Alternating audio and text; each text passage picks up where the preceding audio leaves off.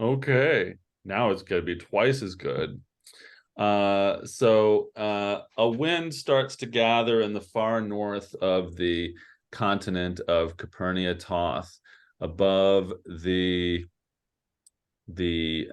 mesas and the pillars of the western part of Zamda. It swirls across the plains of Bourgogne, passing the clanging forges of Liebenstag, making its way down the center of the continent, rustling across the inland sea and passing into Greater Elenia, into the city of Elenia Toth.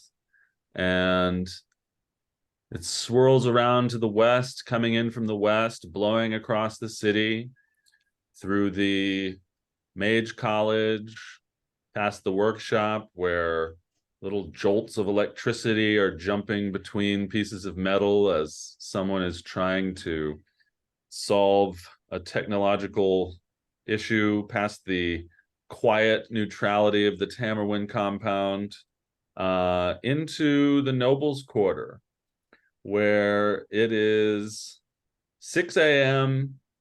and light is beginning to shine through the windows of the rooms that Luce, Cyrus, and Biggs have at the largest mansion in the Mussover compound in the Nobles Quarter. They're staying at the home of the high seat of House Mussover, Daniel Mussover, and they've just had a long rest after a lovely dinner. So far, what's happened in the game is uh, these three were called to the Queen's throne room, where she started to tell them that her son was kidnapped. During this telling of the tale, assassins jumped out and tried to kill the Queen. These three bravely and also barely protected her, mostly thanks to Cyrus's cloud of ocean mist that rose up around the GIF as he fought and protected the group. Yes, we'll call it ocean mist. Protected the group from the assassins and helped them defend the Queen. The Queen told them they should go take a long rest and stay together, and they headed out probably towards the Broken Plowshare, where they were approached by two messengers, one from House Desrands, dressed all in blue, and one from House Mussover, dressed all in red. Both messages invited them to come to dinner and receive gifts.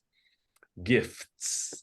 And the group pondered the merits of the two invitations, knowing that one of the houses might be secretly against the Queen and one of the houses was very for the Queen.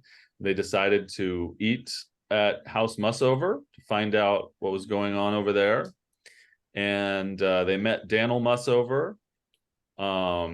They pretty much botched every attempt to be smooth with this guy, whether it was Cyrus fumbling his cigar lighter and coughing up a bunch of smoke, or it was one of the other folks saying the wrong thing at the wrong time, not valuing the wonders of copper and otherwise sort of, but due to a few well-placed words at the right time, a few things went well. And at the end of the dinner, some gifts were brought out, and Cyrus got something pretty cool. The other guys got some interesting stuff that I think you two, well, the lady Luce and Biggs the guy got some stuff that I think they didn't know what it is before they went to bed, right? You guys still don't know what it is. Correct. So Yeah. let's see. I think you two both got some armor that fit your needs as gifts. I'm going to keep overpronouncing the T in gifts since we have a GIF. And I'll paste what those two things are in the channel, because after sleeping overnight and fondling these items, you have successfully learned what they are. The studded leather is pretty cool. If you kill a creature while wearing this armor, you'll gain temporary hit points equal to the creature's challenge rating, which I guess I'll always round up to 1 if you're fighting 1/8 challenge rating creatures. And you got the Liar's Chain shirt loose, which means that no one can magically compel you to speak the truth while you're wearing this chain shirt. Nice. So that should be interesting. Yeah.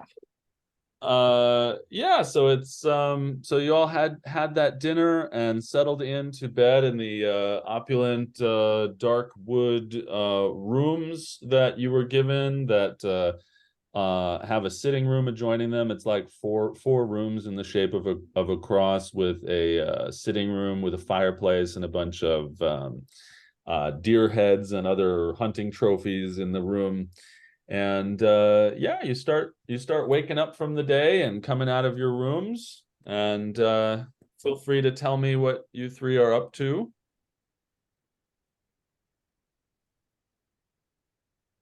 Biggs is standing on a chair, totally poo bearing it. He's just wearing like some underwear and this new studded leather top that he got, and just like really like kind of like flexing it out in the mirror, like, okay, I can get used to this, and still wearing his hat at the same time. I like this image. Very risky business. And By so, contrast, oh, go ahead. Sorry. go ahead.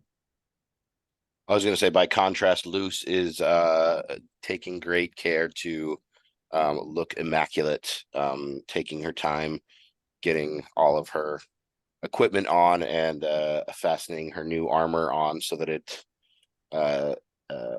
goes well with the rest of the wardrobe. And Cyrus, what are you up to? Cyrus is kind of replaying the events from the night before, but really kind of interested in this snow globe that I got as a gift. That is very curious. Notice other people got very practical things, armors and things like that, and a snow globe has thrown him for a loop here, and he is trying to decipher if there's a deeper meaning to this, or is it just a snow globe? I guess we'll find out. So when you received the snow globe, the high seat told you that an assassin had attempted to attack him, and when Daniel Mussover touched the snow globe, his skin turned to stone underneath the knife. So he brought it into battle, thinking that it would do the same thing. But when he tried to use it in battle, a flock of geese flew out of the mouth of his enemy instead of turning his skin to stone. So he doesn't know what it is, but it's been in his family for 300 or 400 years, and he's passed it down to you. He thinks it'll be useful.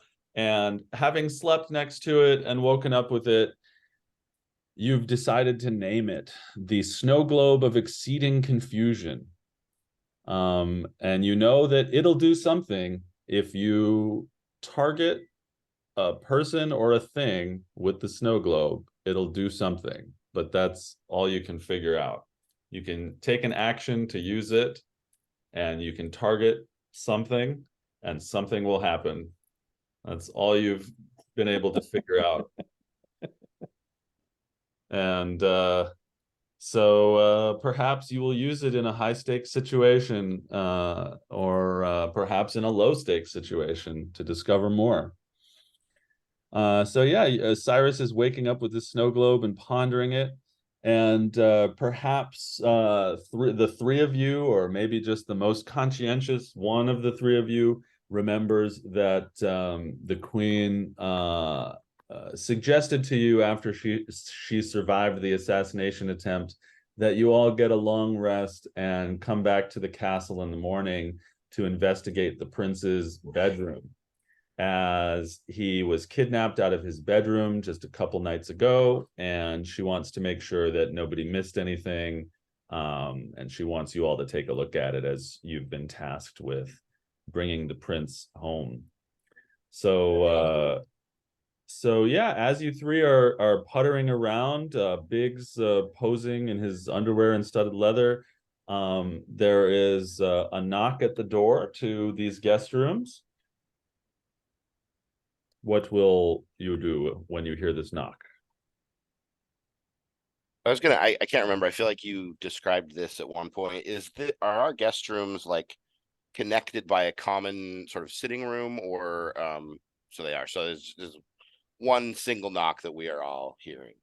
Yeah, it's four guest rooms that are they're pretty similar, and they are in the shape of a cross with a sitting room in the middle that has a big fireplace, mantelpiece, and some hunting trophies and such.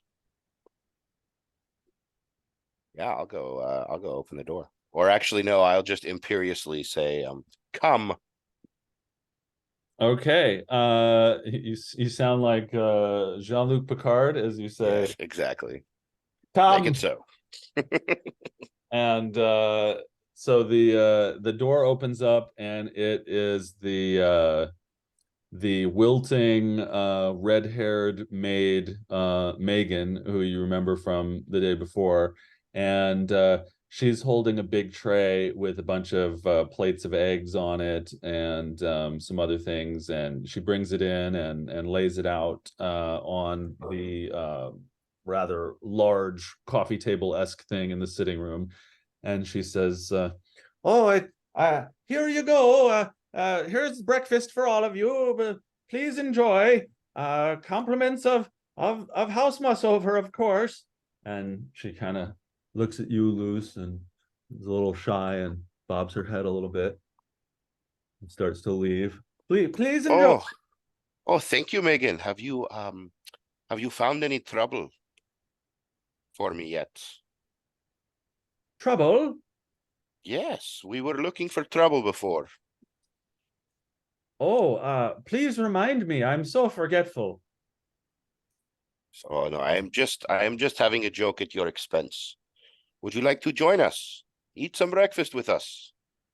Oh, you know, after yesterday, I'm a little afraid of what might become of my job if I stay and eat with you.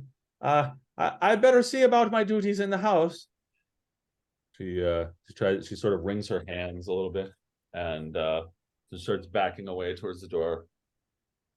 Yes, very well. Go do what you must. And she looks back and goes, "Top of the morning to you," and then leaves. And yeah, there's some steam and coming off the plates of delicious eggs as they sit in the sitting room.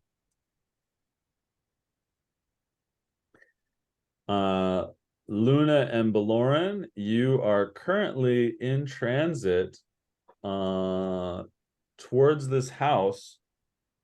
You've been asked by the Queen to meet these folks this morning and become part of this mission. So be thinking about what that was like as as these folks are digging into their eggs early in the morning. Y'all, what are you up to? Cyrus, Biggs, Luce, you're getting ready. What are you doing? Oh, Biggs is eating food still, just wearing his top and some underwear.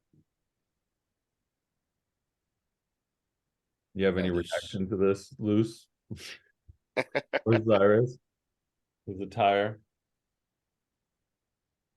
Oh, Biggs, it looks like you have improved upon your appearance from the last time I saw you. Oh, is that so? You like me without my pants on, huh? Oh, yes. Quite fetching. As he's saying this, he's like seductively like eating a sausage link.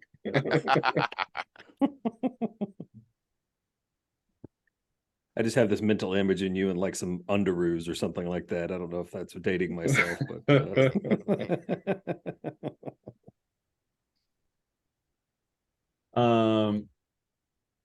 All right. Well, one of you at least thought has remembered that you're supposed to head to the castle this morning to check out the prince's bedroom. Who do you think is most likely to have remembered that first? Cyrus. Yeah, I think we need to head back to the castle soon. That bedroom is waiting on us, and it's not going to inspect itself. Biggs is again has another sausage in his hand. Is just waving it around. It's just like, yeah, that is like, you're right. We do have to go back there, don't we? All right, fine. And just like throws the sausage behind him as he walks away.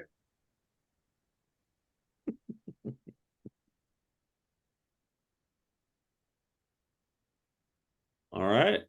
So I'm not going to tell you guys that you go down the stairs and go to the front door. It's up to you what you all are going to do with yourselves. Yeah, I'm gonna try to wrap up a couple of extra breakfast items and tuck them away somewhere for the road. But yeah, for sure, start heading out. Yeah, Biggs when he walks off, he's like going to go grab his pants and put on everything else in his items, and eventually he comes back out as Luss is wrapping up breakfast items. And then he starts just walking towards the main door. I thought you might be pantsless for good, and I was gonna give advantage to tiny creatures that are attacking you. Yeah, so as you guys start to head out, you see the servants lined up in the hallway, and Daniel Mussover himself walks by as he sees you all coming down the stairs, and he says, well, again, excellent to meet you, and I hope that an alliance of sorts has been formed here today. Biggs walks up to him and like puts his hand out to shake it. As he does so, he like just comes in and like grabs it, slaps it a few times, fist bumps it. This makes it like very obnoxious. And it's just like, yeah, man, it's a great house, great food, loved it. Thanks for the new cloths. We'll be seeing you around. Yes, different strokes for different folks, they say. I'm like, I don't need to hear about your sex life, but all right, man. Oh my. Well, well, excellent having you all. Please enjoy your gifts. And he sort of inclines his head at Cyrus and inclines his head at Luce. You do your house great honor with your hospitality, and we are very grateful for the gifts and the comfort you have provided us. It was wonderful to meet your family, and I wanted to say, especially your servants and your staff took great care of us, and we wanted to say thank you for all the hospitality that was shown to us throughout our stay. Of course. I hope you get more practice on lighting a cigar in the future. Very good. Enjoy the snow globe. I hope it's used to save the prince and improve the realm. And he looks at the two of you who may get his drift like a little too long. Improve the realm. Well, I will see you later. I understand you have some business, and of course, so do I. And he starts to walk away. And as he leaves, and you all are standing there in the foyer with, there are some servants who again have some hot towels on a tray, and there's a couple little cups of coffee and cups of tea on trays for you. You hear a banging at the door. And one of the servants opens the door, and there are a bunch of Queen's guards out there. And one of them steps up and says, hello, we're here to escort you to the castle per the Queen's directive. And also, we've got two people with us that the Queen has asked to join you in your journey. I'll let them speak for themselves. And the guard sort of gestures over his shoulder, and there you see a lady with some interesting features, and a halfling with a religious air about him. And I'd like, as you three standing in the foyer see these two standing out on the expansive front porch of the Mussover Mansion, and I'd like you all to describe what each other sees at this moment. So wait, who's starting? You can go first if you like. Okay. Well, when she ends up realizing that she has kind of been announced to the group, you see that she has massive lion-like of a mane of dark brown hair with some white streaks, um, lion-like, tigerish, cat-like ears, with a little white mouse kind of tucked within the hair that you would almost miss if any more hair was up in the front. She has a button-up type shirt that is underneath a dark leather type corset, very simple and everything. She has a bit of a pleated skirt with legging type underneath that goes to her knee, with combat boots that have a bit of a fur coming out from the tips of them, and a knife shoved into one of them. And as she realizes that she's kind of been introduced to the group, you see that she's trying to shove what looks like string, could possibly be shoelaces, into her little pouch real quick, and trying to hide that, and then be like, hi, hey, I'm Luna.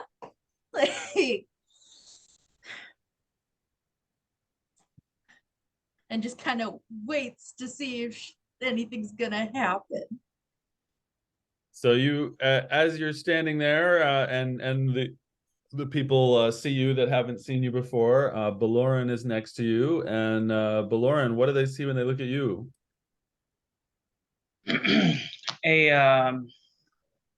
a kind of extra short even for a halfling, well kempt short hair, probably black like crew cut hair, clean shaven, dull eyes, the not really wearing a shirt, probably like a nice set of like pants that are like a little too, like they don't exactly fit, but they like look nice. And he's got, one pouch on him, no backpack or anything, no weapons or anything. He's covered in calluses, and he just looks a little rough, but like, he takes care of himself. He just kind of, looks at each of the other ones that we're being introduced to, and doesn't really say anything. He just kind of like waves like, yeah, hi. And he kind of, I guess, would have had some introduction to Luna already, so he wouldn't have really paid her any mind. He probably would have been just trying to peek into the house, whatever noble's house this was again, and just kind of see like what's on the inside, because he probably doesn't get a chance to see that kind of thing very often. All right, and so these two out on the large and wide front porch are seen by the three in the foyer. And foyer crew, what do they see when they see you? They see, I mean, this weird group of people walking out, but so Biggs is a what race is he? I want to keep saying dark gnome. He's a deep gnome. So dark colored skin, and there's just some art in there if you want to look at it too. Dark colored skin, purple hair. His outfit is mostly just consisting of like dark shades of green and leather straps on it. You can see some blades behind him. It definitely walks around with like some being a gnome, he's obviously short, but he walks around with a lot of big energy and stuff like that. So he's ahead of these two. just trying to, I guess, some sort of dominance that he feels like he's exerting, but probably not really. His initial reaction when Luna's energy is coming at him, it's just hair. Like just not expecting that at first. And that's Biggs. Also, something I forgot to mention is she's 4'10", so rather short. We've got a halfling, a short gnome, a short lady, with some interesting features, and then we've got a rather large individual in the foyer. Cyrus, what do they see when they look at you? The name is Cyrus, and I am from Ganyamo. I sailed here on the sea, and that's how I've spent most of my life, is on the water. And you get the little bit of sea air around him as well. In some moderate armor with some weaponry about him. Definitely looks like some kind of sailor. In fact, it definitely has the appearance of someone who's spent time on the water. Large, muscular, and for those that don't know, and what Jake was alluding to a while ago, the race is officially named a GIF, and a GIF is a in the common word, which I'm not going to try to use more very much, but it's a hippopotamus man. So it's a humanoid bipedal hippopotamus, very large, very muscular man of the sea. And finally, Luce, what do they see when they look at you? So Luce is a half elf female with very dark features. She has sort of a light brown skin, dark hair, and brown eyes. Is very poised and sort of carries herself with a great deal of sort of a life agility. She is dressed quite well. Her outfit kind of reminds you of maybe a matador. She's got sort of a red get up with some black and gold flare. On her head she wears an elegant sort of a hat with a feather, so very none of it looks feminine at all, very sort of gentlemanly looking. On her side she's wearing a rapier that she sort of seems to wear with some pride. She's also got a lute across her back, and she upon seeing these new folks, she sort of takes the hat off and does a flourishing bow and introduces herself, and to you, Luna, says, "You have quite a striking mane." Hearing her name or her being called out of the group after attempting to hide something, she's just kind of like, "Hi."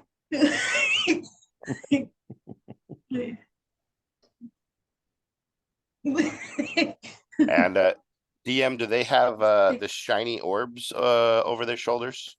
They do. So all 5 of you have glowing orbs floating over your right shoulders. You received this when you were speaking with the Queen. So the 2 of you, Luna and Baloran, you met with the Queen each separately, and you were offered a reward to help bring back the prince. She did not tell you about the assassination attempt, so you'll only know about it if these fellows tell you. But all 5 of you have a little glowing orb over your shoulder, which indicates that you're on the Queen's business.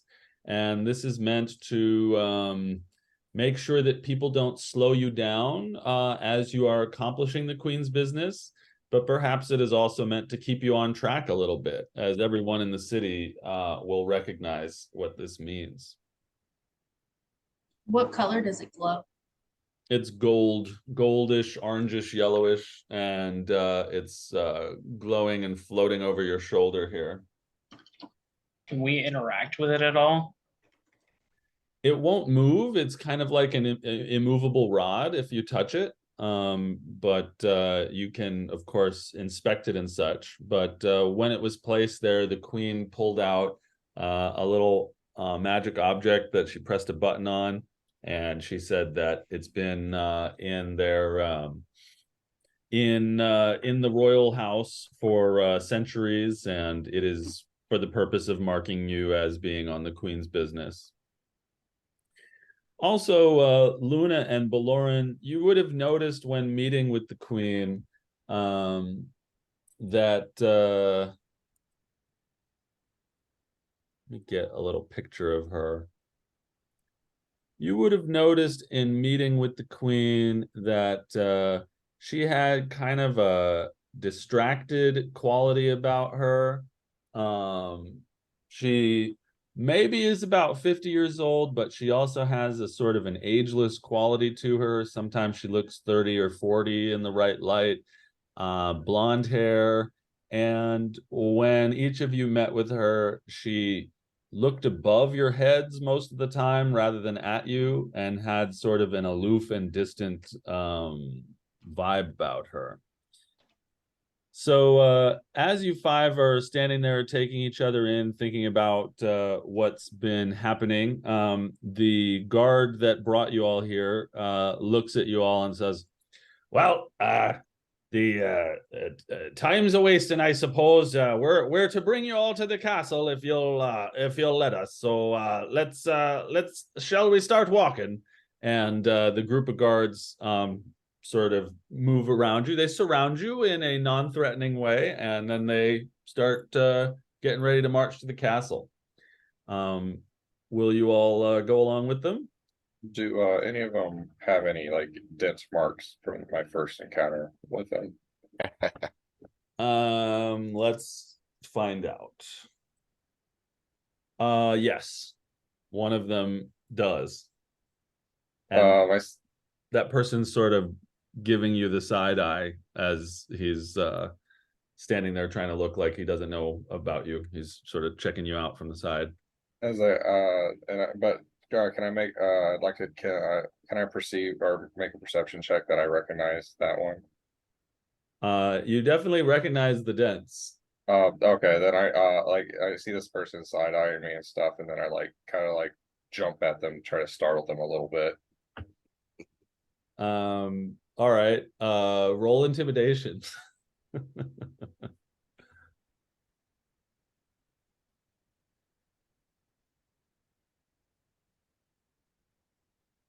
Nailed it. Only an 8. So he doesn't necessarily react, but he does look a little weirded out by you anyway. And if anyone's not in the communal dice rolling channel, I put the link in the chat so you can see the dice rolls. All of the dice rolls except the ones I don't want you to see will be in there. And so yeah, the person doesn't startle or jump, but he does look at you very carefully. He's got his sort of trying to not take his eye off you. I do my little jump and I just laugh it off, and I'm just like, hey there, how you doing, man? Long time no see. So you all start. I'm assuming, sorry. Go ahead. I'm assuming that Luna is kind of behind the guard that he just jumped at. Sure. Okay. Well, her reaction to you jumping is to just fake jump right back at you and just do the hop, like, which ends up exposing some things that she's got going on. But it's more of like, you can tell that it's more of like a playful thing than I'm going to attack you. It's just like, this is how we meet each other kind of reaction. He's just looking at you with weird eyes. It's like, this one is. Yeah. Lauren would probably just crack a smile. How tall is Belleron? Let me check. I think it's 2 foot 8 inches. Nice. So Biggs likes Belleron because he's actually taller than someone now. That is only a couple inches taller than my 10-month-old daughter. That is a short halfling, to be sure. I need to go take 90 seconds to wish my wife good night. So while I'm doing that, you all are walking to the castle together with these guards around you, and none of you know the things that I've told each other separately about what's happening. So maybe you can figure out what the heck is going on with each other, and I'll be back in 90 seconds while you're going. I did check. It's officially 2'10". My guy's 3'5". So shorter than Luna, but taller than Belleron. So he's enjoying that fact. So now he's like walking over to Belleron and like puts his arm over his shoulder, and it's just like, let's get you up to speed on this thing. And I'm like telling a story and totally making it sound like I was the biggest hero and not that I got caught in a webs and fell down and then caught in a fart cloud. And it's like, there I was, and I slayed the mage. Not mentioning that it was Lust that disguised herself as a mage that I ended up attacking. Forgot about that part. When you were describing your scene in the morning, I was like, you're getting ready and doing everything. That was like the mental model that came to mind was that your spirit animal is basically like a Chihuahua or a Pomeranian, that barks at all the big dogs, as it's going by. That's tracked. I think a Russell Terrier. Yeah. As Biggs as you are telling the heroic tale of our encounter in the throne room, Luce is going to get her lute out and start sort of accompanying it with just some soft heroic music to make it sound even more exciting. And we'll save this for later, but my guy has a bagpipes. Oh, there we go. We're gonna have to jam later. As soon as we're sort of out of earshot of anybody at the manor, I'm gonna turn to Cyrus and Biggs and be like, did either of you mention to our hosts anything about the prince being missing or in trouble? It never came up. I kept asking about what's it called? The state of the kingdom and how the queen was, and I'm just like, I really don't care. And yet Lord Mussover let slip this morning that he knew that's what we were about. Yeah. Luna is kind of staying close to this conversation, halfway listening, but also halfway distracted with every little thing that goes by. While we're walking to the castle, I'm just gonna kind of slip behind people and just start uttering nonsense. And I don't know how magic works in this world, but I'm casting at least 2 spells. Well, let me know what you're casting. False life and mage armor. All right. They're at will. Yeah, good old. Well, I won't give it away, but so you're casting spells while you're walking, and your group is going to notice that you are making armor cover yourself, and that this a sort of a shield starts to go up around you. Why don't you describe what your particular version of false life looks like? So I don't have to use material components because of the invocation, but the material component for false life would actually be blood. However, I would say I would probably my spirit would probably almost look more sullen and serious, as I almost get an aura of menacing static as unlife fills my body. Whoa, I'd be creeped out with that walking next to me for sure. So you all see that happening as you're walking. How tall is I'm sorry, I'm gonna butcher this. Cyrus? He's medium size. I don't think I've assigned a height. I'm guessing between probably about 8 feet tall. I'm guessing 7 or 8 feet tall. It's quite large. Yeah, Luna is not letting you out of her sight. Let's see what gift heights are. I'll get back to you on this one. I don't think I've assigned. pretty soon you get to the castle, and it's not too far away from the nobles' quarter. And let's see here. Pretty soon you get to the castle, Castle Dagran. There is a very large gate with just a big metal gate is withdrawn into the top of this open stone gate. There's a bit of a receiving courtyard outside of the gate that spills into the main street where people would wait or give their horses to grooms, etc.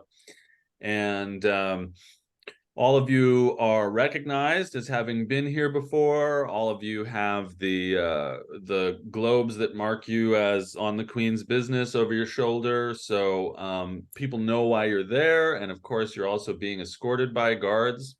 So they bring you into the keep, and you pass down long corridors of gray stone. It's very utilitarian and yet oddly stylish and beautiful, even in its practicality. You may notice some arrow slits that could be used to defend the castle if the walls were breached. And yeah, you pass through these long hallways that have golden urns and porcelain and tapestries that dot them here and there.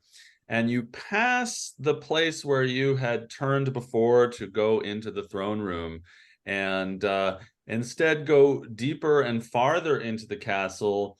And then you find yourself turning right, going up some stairs. And as you're doing that, the decorations get more and more opulent with beautiful carpets and more expensive looking knickknacks dotting the shelves, and beautiful dark inlaid wood.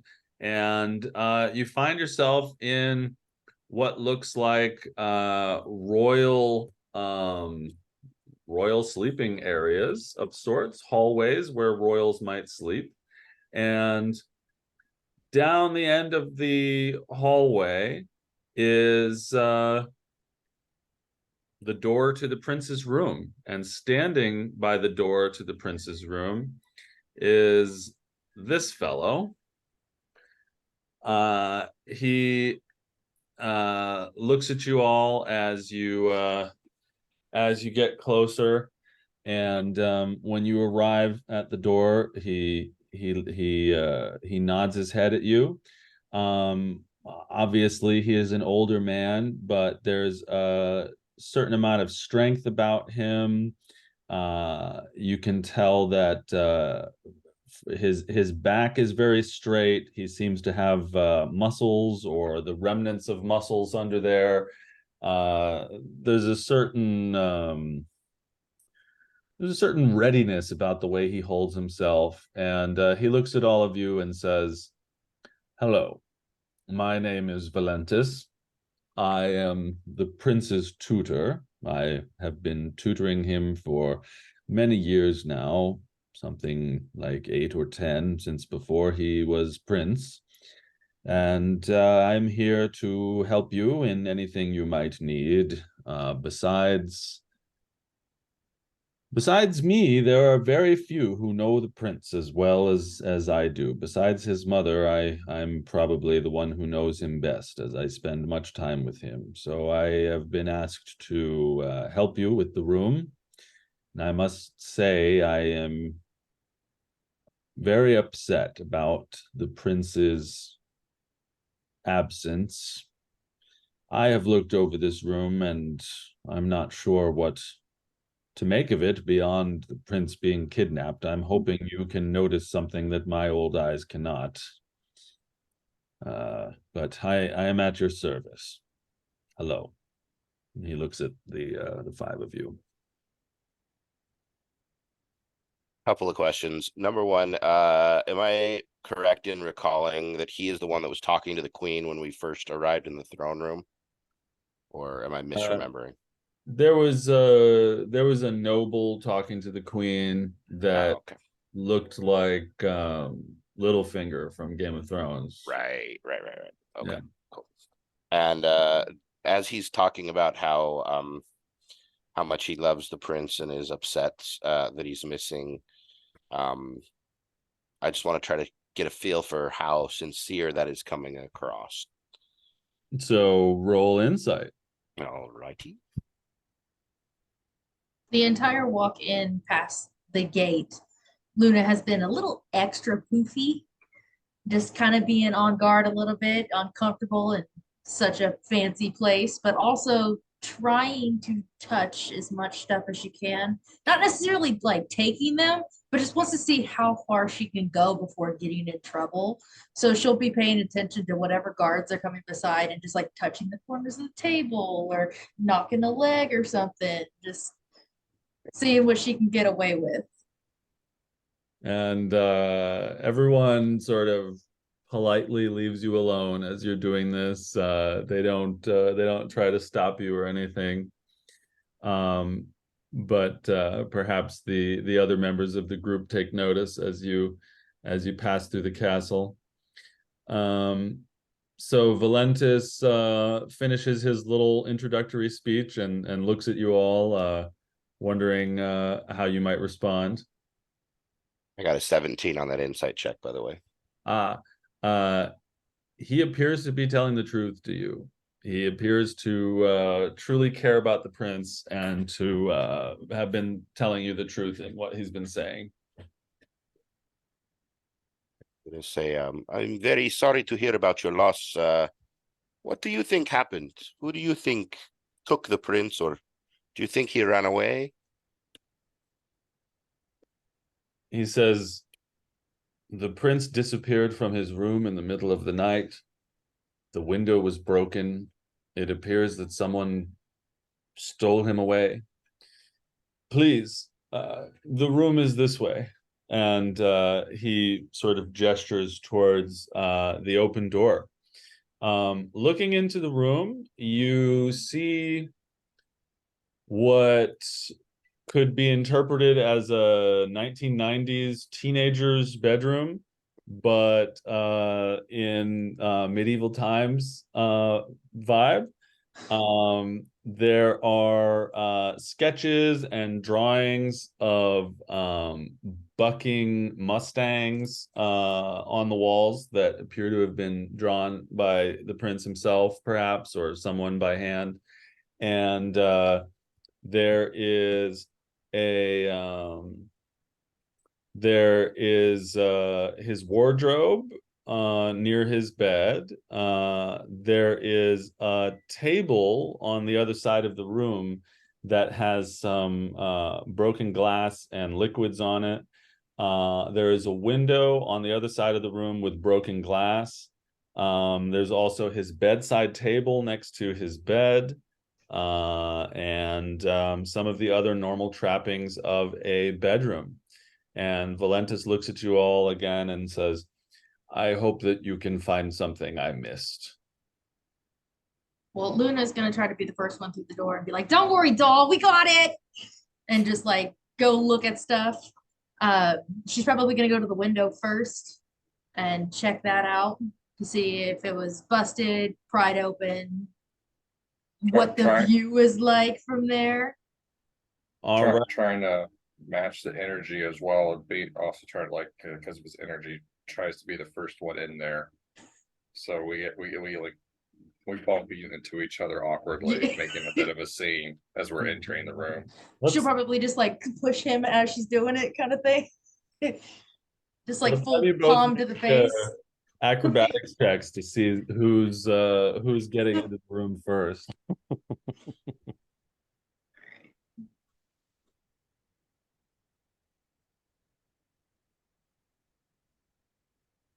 All right, you got to beat a 16, Luna. I'm assuming that this doesn't add modifiers. It does if you tell it to. Oh, yes, it does. Okay. You said acrobatics.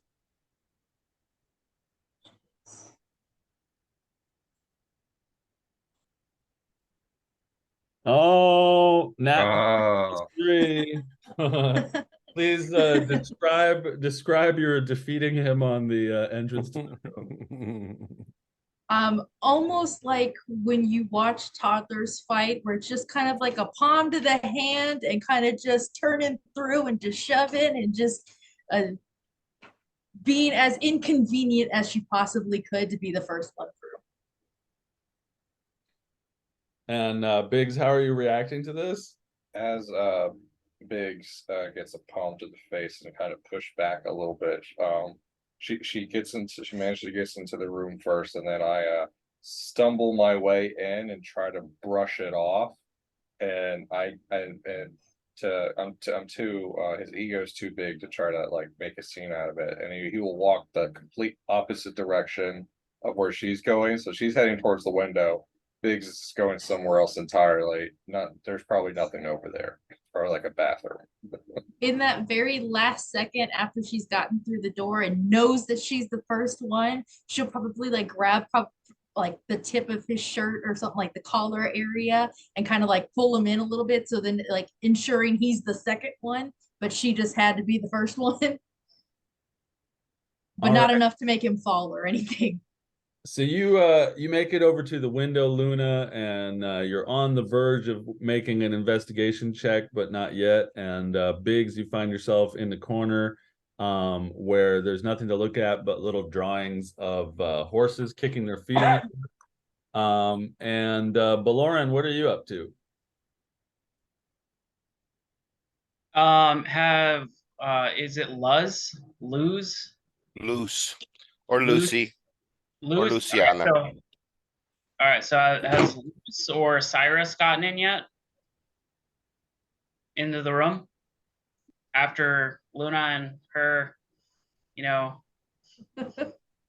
Having found my tape measure, I'm 8 foot tall. I've measured myself, and I've just wanted to make sure you knew that. Yes, I'm waiting for all the little people to make sure they're fighting their way in, and I'll come in and bring up the rear. All right. So I guess Valoran will just kind of like he's more interested in figuring out these comrades that have been hoisted upon him, because for his kind of experience in life right now, he just got spirited away from what he was doing. So he's not really sure where he stands among these people, or what good he is to the queen, but the queen's managed to convince him that if he helps, that he'll get something that he actually wants. So he's not really actually focusing on the task at hand at all, but instead studying the party. All right. Roll investigation on the party. Okay, let me, oh, hold on. Let's see. I've got to see what where is skills? Skills is here. Investigation, I have +1. So how do I do that on here? Just +1 here. All right. I got a nat 20. Look at that. Nice. Okay, so you're examining the party. You're looking and examining the party, and why don't you each tell Baloran something that he might notice on you that others might not, since he got a nat 20 on investigation. What could he sort of Sherlock Holmeshly put together about your what's on your exterior? Luce, what does he notice about you? So despite Luce's sort of always kind of devil may care facade that she's got up, it's probably apparent to you that in this setting where we're trying to sort of investigate and find clues, she's feeling a little out of her element, and at a bit of a loss for how she can contribute to this particular task. All right. Biggs, what does he notice about you that others might not? Biggs wears normally like these dark green and shades of green on his clothing and stuff. He would notice kind of in his back pocket there's this light blue matching the I want to say what's the French country called? Bargone. Is that correct? Bargone is the one. So yeah, matching the Bargone colors. It's just a little bit of a cloth, but a blue thing that sticks out of his back pocket a little bit. That's what he would notice on him. What does he notice on you, Luna? She has a pretty large backpack on that looks like it holds all of her belongings, and as if she lives out of just that backpack. She tends to look or lean or just behave in a certain way that seems like there is constant communication between her and this little white mouse that's right in the nuzzle of her neck. But she is just, she has no idea what she's doing, but she's going to do it, and she's going to do it fabulously. And what does he notice about you, Cyrus? Cyrus is nursing a bullet wound in his shoulder. It's healed up nicely overnight, but he's still got a little bit of an ache there where he was shot in the assassination attempt from the Queen on the Queen. He's also curiously has a pistol on his belt, and you would notice that he's getting accustomed to the pistol. It's something that he was able to abscond with during the battle of the assassination on the Queen. Valoran, you are officially Sherlock Holmes. Awesome. I would actually react to Cyrus. I would make mention of, having the opportunity to make some powder once back home in Pervus. And just, wondering, for a weapon of war, how effective is it really to be using that? He would just ask, like, not like trying to be rude, but he'd be like, I've heard that gunpowder has been misused across the land for warfare. Is it really worth all the trouble of getting it from us back home? In a word, yes. The gunpowder for the people of Cáñamo is a way that we can defend ourselves, being a seafaring people. And it's I've spent my life on ships that have cannons as well, and naval warfare is predicated on gunpowder. Without the gunpowder, we're just ramming into each other out there, figuring out, and may the best boat in the best built boat in the biggest boat win. Gunpowder has absolutely changed the dynamics of warfare throughout the land. And Cáñamo is the lowlands, and I myself are from the lowlands, and it's there are people around us that you would use their high grounds to advantage, and the gunpowder is a great way to level the playing field. Now, would Valoran, what, just in general, is that from the continent? I think you said, just as an idea for the players to know, you're from outside the continent, right? Like you sailed here, yeah. No, Cáñamo is a. If you look at the map, Cáñamo is to the north west. Is kind of middle northwestern. It is along the coast. And if you'll take a peek through the lore docks in the channel, it is basically sea races and it's coastal races as well. And so my character's from the lowlands, the swamplands of Cáñamo. All right. So in that case, Valoran's response will just kind of be like surprise, like, I didn't know we exported enough gunpowder for it to be viable for cannons. It is of great strategic importance to the people of Cáñamo, especially in the fighting folk that defend the lowlands of Cáñamo. And Luz, make a insight check.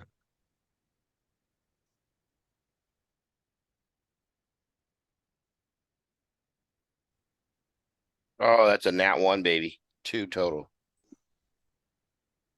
They're nat 20s or ones. Oh, are you You muted don't or you don't pick up on any interesting implications from what he's saying. okay? So we've gotten what some of the people are getting into. Luz, what do you do when you look over at the room? Yeah, so you had mentioned that there was broken glass on the desk or the table. But did you say that was across the room from the window? It's near the window.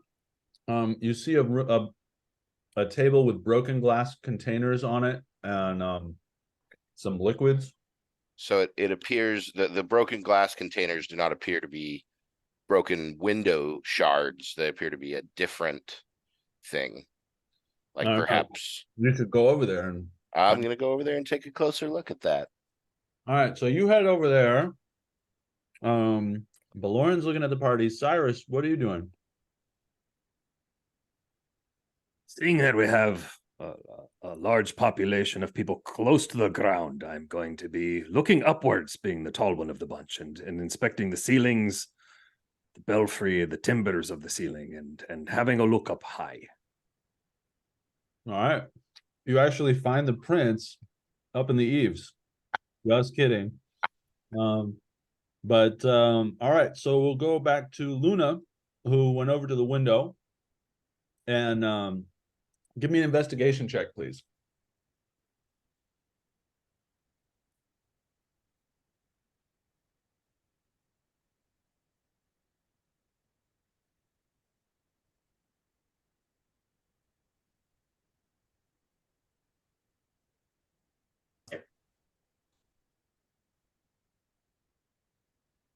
Aha, 11. Well, you don't feel like you're looking at it too expertly.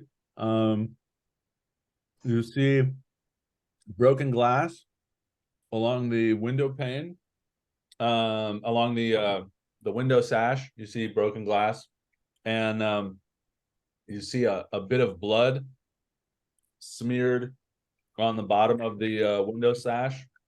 And as you look out the window and you look down, you see that you're about 3 stories up.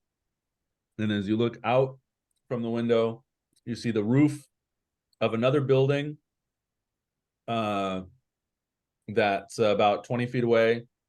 And then beyond the roof of that building are the ramparts of the castle wall.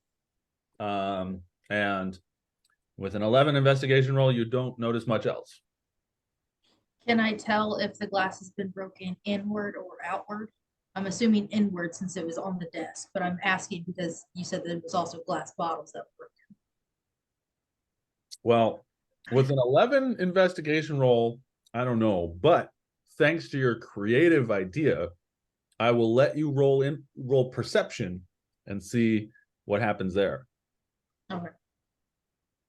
As you attempt to perceive what might have happened, running your fingers over the window frame, looking around. You might cut my finger. Yeah, you might need to ask for help with figuring out this. So while you're doing that, let's go to Biggs, who's standing in the corner with the Mustang drawings. What are you up to, Big? I'm just trying to like keep my cool after that whole scene, and I'm just standing over there, hands on my hips, just like nodding my head as I look around, like I'm obviously doing something very, very important and beneficial to the group. And you look very important. And Baloran, you're still studying everybody? Actually, I have an idea.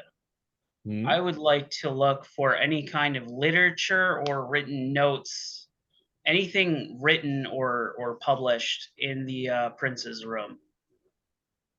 Okay, so you start sort of general search of the prince's room, looking for written materials. As you're doing that, I'm going to go to Luce. And you said, Luce, that you were going to check out that table, right? Yeah. So, let's see. So on the table, there are spilled vials and beakers. And there are a couple little vials that have, there's like one with a green liquid in it and one with a black liquid in it. And there are a few stains on the table. There's something that looks like it is supposed to create flame. The table has a bit of a science experiment kind of vibe to it. Okay. Is the tutor still in the room or lurking outside the door? Yeah, he's over by the door looking in and watching you all poke around. Okay, I want to ask him about it and find out if it is this one of the is this an assignment you gave him, or is he interested in chemicals and perhaps alchemy? And Valentis looks at you and says, very observant of you. Yes.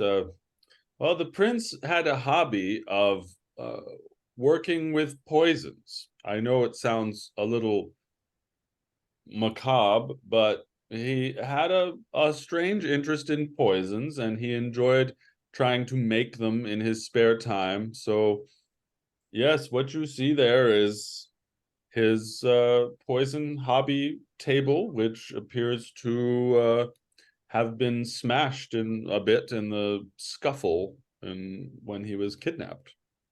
Can you identify any of these chemicals or substances that are left here? Oh, I am not an expert in poisons per se. I see a few liquids over there. I'm sorry. The prince was this was the Prince Finn's one of his little hobbies that he liked to do. Another thing he liked to do was dress as a commoner and go hang out in the chop with the young people there. He'd do that once in a while. He also liked to hunt, or I keep using the past tense. He likes to hunt, shoot arrows and such. Very athletic, down to earth young man, Prince Finn. Can you repeat the part you said about the young people? Spending time with young people in the chop. He, I think he liked that play, Henrik V by Willem of Falworth, about the young prince who would walk about in the taverns, and maybe he thought he would do that himself. And so he liked to go incognito, as they say, and head out into once in a while, and just a youthful fancy. He didn't like the remove nobles have from their people. The royals do. Very admirable.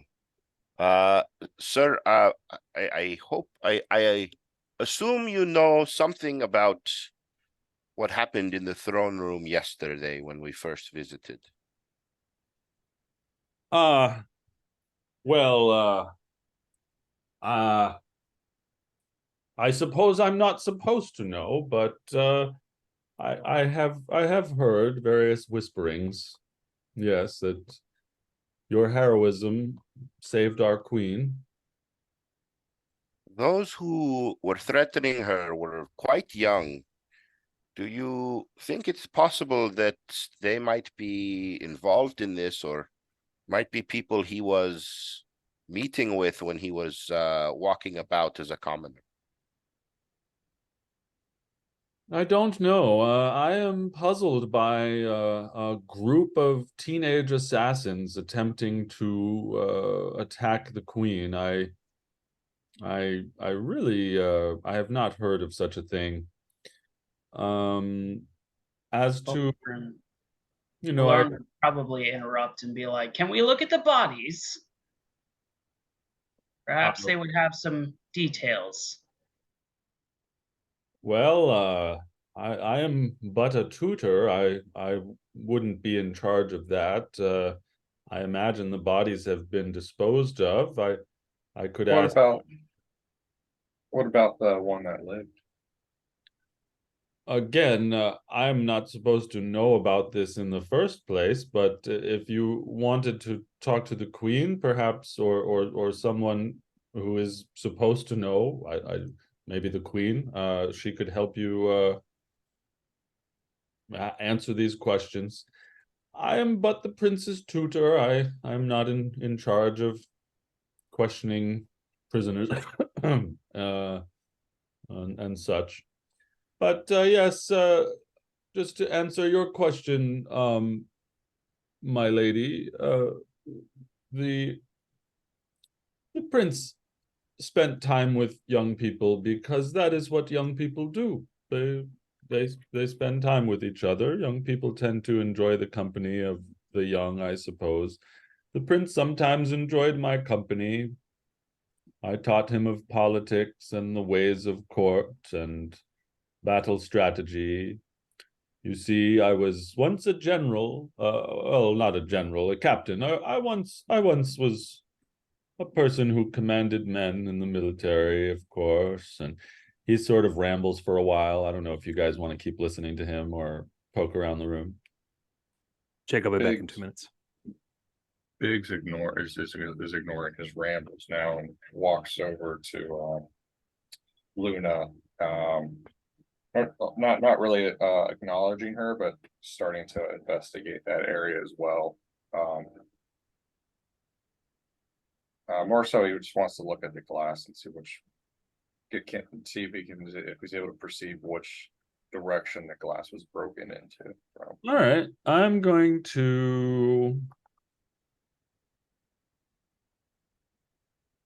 give me an insight check on the window.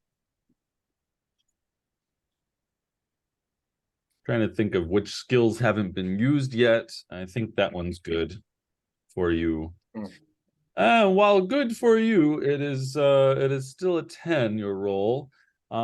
So you pretty much ascertain what she ascertained. There is broken glass around the window frame. There is what looks to be some blood.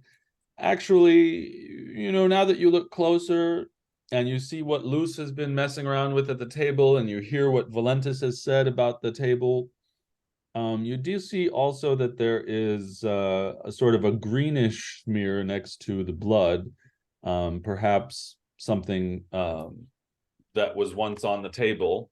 But beyond that, you don't discover anything new. So Now, sorry. go ahead. I'm assuming that I'd have to use the same roll for this, but let me know if I need to roll again. I wanted to ask about what's around the window, not the window frame, but like right outside of that. Like, what is there any scratch marks? On the outside or the Yeah. inside? On the inside. And I would also like to take Comet and try to be like, hey, if you see anything that could possibly be used to climb up or down, squeak at me, and just shove my hand out with Comet in my hand and then pull back and what is wait. All right, and so we'll use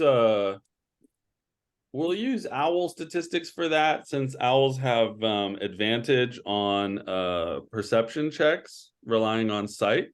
So give me a perception check with advantage for Comet, your tiny pet mouse that you've been hiding in your hair that you now pull out and thrust out the window 3 stories in the air. I'm not throwing it out. Is I don't have those stats up with me. Is there any modifier or is it just advantage?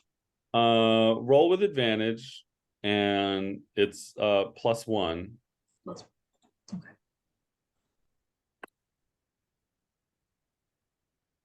Okay. With a 16, I'll put it in the Zoom chat. There's a link to Owl Familiar Stats. Thank you. So with a 16, your little comet notices some stuff. And I guess since is it a he? Is he a he? Yes.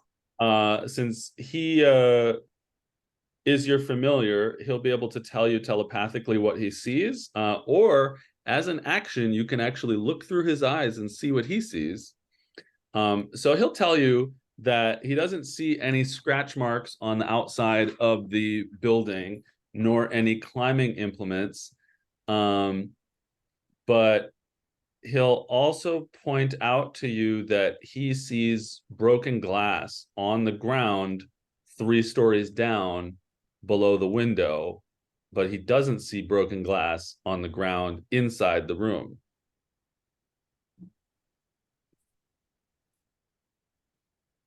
Well, she's gonna thank you and put him back up in where he was all comfy. Um, and then like pretend like she's just coming up with this information. Just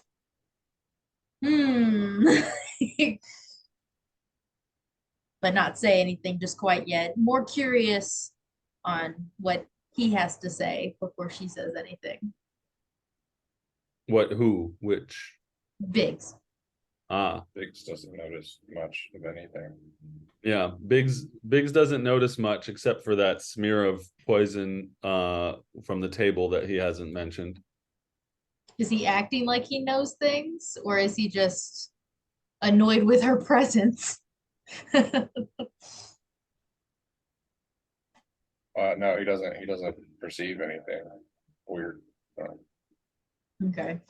So Baloran has been looking around the room for written materials, and you find a couple books that probably were used to study the things that Valentis is talking about. Some books about battle strategy, and a couple books about behavior at court and proper comportment. But you don't find any journals or written materials, but you do see sketches of horses on the walls.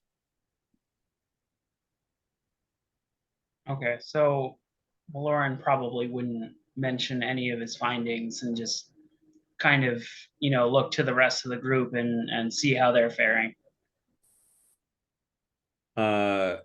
And Cyrus, you're AFK for a minute or two.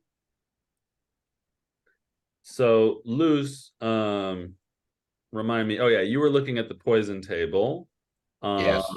And what do you want to do next, Luce? So a couple of things. You mentioned there was some green liquid, some blackish liquid. Is there enough of either or anything? And is there any intact vials that I could maybe gather a couple of samples to take with me? Yeah, there are 2 intact vials. One has black liquid and one has green liquid in it. Okay, so I'd like to just kind of tuck those away and then just do a thorough search of the desk and surrounding area just to see if there's anything I've missed, or whether you want an investigation or insight or perception, whatever you think. So you want to sort of research the poison experimentation hobby table area? Yeah, like less. I mean, at first I was just kind of interested in. I wanted to find out if that's what it was going on, or if those vials and liquids were what I thought they were. But now I'm really just trying to see if I notice any general details, whether they have to do with the poison in the vials or not. I'm just looking in that area. Okay, so you can give me either investigation or perception. Okie dokie. I will go with perception since it is slightly better.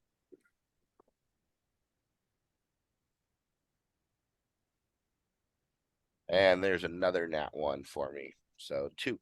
You notice nothing of interest here. But also I will say that there's very little else to notice about this table, but there are there is a wardrobe, a bedside table, the bed itself, among other things in the room. So, Biggs, what are you doing? Biggs is kind of just wandering around the room, and like he's gonna go up to the old dude and be like, "Yeah, it's like, so can we get one of the guards in here?" And Valentis says, "Oh, I suppose so. Would any of you, would one of you please come in the room to talk to these people?" And one of the guards comes in, and it's he's kind of a shortish, blondish fellow in armor, and he says, how can I help you?" Where's the prisoner that survived? I'd like to talk to them. "Oh, I wouldn't know what you mean, but prisoners in general are kept in the dungeons." All right, can we go? Can I get taken to the dungeon? "Oh, of course, I suppose. You'd like to go right now?"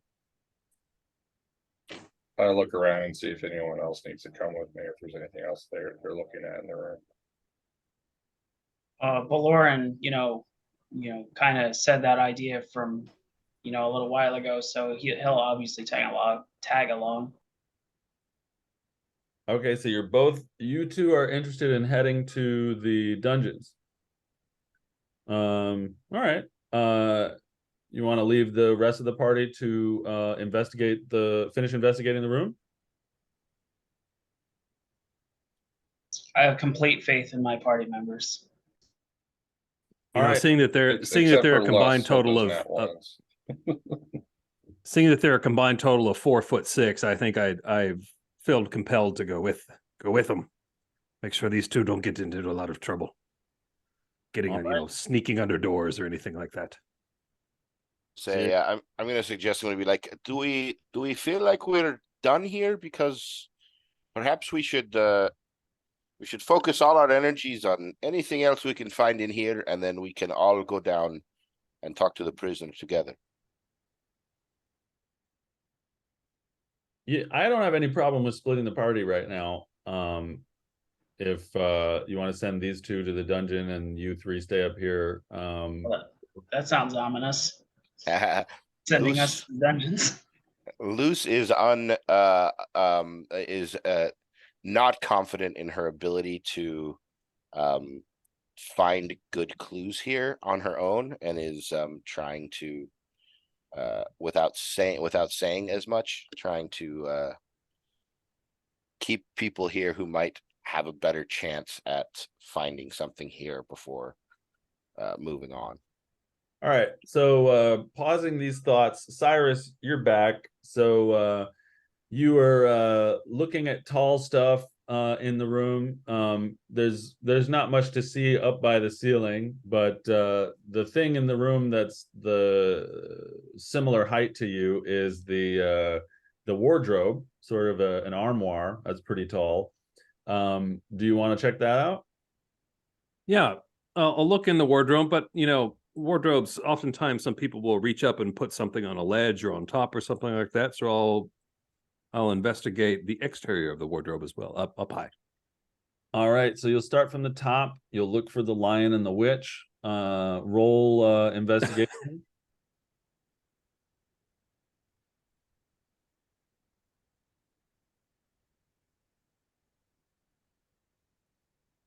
Okay, and so you've got a +0, yeah. So that's still pretty good with your 16. So you start at the top, slowly moving your wide hands over the top of the wardrobe. You're picking up a lot of dust, as this is such a tall wardrobe that no one usually dusts up here, and the prince certainly didn't care in his teenage ways to dust the top of the wardrobe. So you're getting a lot of dust on your hands, and you don't find much else as you're looking for things hidden in the top of the wardrobe and such. But as you finish stroking the top of this wardrobe, you open the doors of it and you look inside. And with your 16 investigation check, you notice a couple things. There are some clothes in the closet, but there's an empty hanger that kind of looks like where a coat might hang, and there are boots in the bottom of the wardrobe and shoes, but there's a space where it looks like boots would be. And as you are looking at all that, Valentis says, "Oh yes, yes, his boots are not there. There's one of his boots has a cross pattern on the bottom right of it, the right shoe. It's a gift that he was given to celebrate his turning 16. Yeah, those are the ones that are missing, I think." What kind of activity would he be normally doing his boots? Oh, walk, I suppose. These are, the velvet slippers are in there that one wears to a ball and such, but the boots maybe are for walking outside. He would wear these boots when he was hunting and such. So you're telling me that those boots were made for walking? You beat me to it. Gotcha. He says, yes, exactly. Those boots were made for walking, and walking is what they will do. What this coat that, or this is about a coat size gap here from my investigation check. For my 16, I've investigated. This is a coat sized gap. This coat sized gap here. What coat might have this been? This have been. I get Yes, English. it appears the prince's coat is missing. Yes, his coat and his boots. Yes. So who alarmed the fact that the prince was kidnapped? Big says with air quotes. And Valentis says, when he was checked on in the morning, we found his window broken and him taken from the tower, the castle. So, of course, Taken or just not here? Bullhorn's gonna look at the bed and check and see if it's made. yeah, roll investigation on the bed for me. But if he was taken and they allowed him to get time to put on his coat and boots, those are mighty polite criminals. Well, I think I'm having a good night. I got a nat 20 again. Yeah, a nat 20 on the bed. So you take a look at the bed, and on initial inspection, you see signs of a struggle. The sheets and blanket pushed aside. There's a cut in one of the pillows that has some of the down inside coming out. But as you lean closer and you inspect the cut in the pillow, it looks purposefully cut rather than cut in a struggle. And as you look back at the blanket and the sheets, you realize that there's something sort of wrong about how they're arranged, and they were actually placed this way to look like there was a struggle here. Bullhorn would be like, with all this stuff coming to light, it looks like he may have staged his exit to look a little more dramatic than it needed to be. And then he would relay about the bed looking like artificial.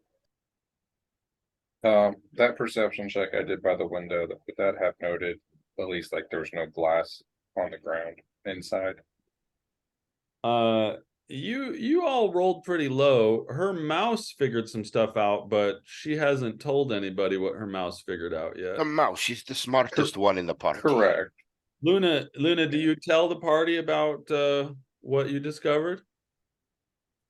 Well, hearing this, they are in earshot, right? This isn't like a massive room. It's okay. Hearing this, she would probably end up being like, she would probably end up telling about the glass being on the other side and just being like, I think you're right, doll. I think that this kid just wanted to go outside. And you know what? I've been studying this town for quite a while, and I might have an idea of a couple of different places that kids his age hang out. And we have a kid his age, hopefully Yes. still in the dungeon. Maestro Valentis, is there any other item that is perhaps dear to the boy, a possession that he would not have left behind if he had theoretically left of his own free will that is not here? Valentis looks around the room and he says, "Oh, well, I don't know. Has anybody checked up on his horse? On what? On his horse? Horse? Ah, no. The prince's horse is still in the palace stables. Is there one missing? With all these pictures of horses, I think there's one that he likes. Oh, as far as I know, no one has reported any missing horses. But let's see, in the room. I know boys like weapons. Did he have a favorite dagger or perhaps a crossbow or a sword that he might always have carried with him? Valentis thinks, the prince did enjoy smoking tobacco. He had a little pipe that he liked to smoke. He kept it in his bedside table over there. I'm gonna walk over to the table and check, see if it's there. Valentis sort of halfway walks over the table and kind of peers over your shoulder to see what you're doing. And so you open up the bedside table. Yeah.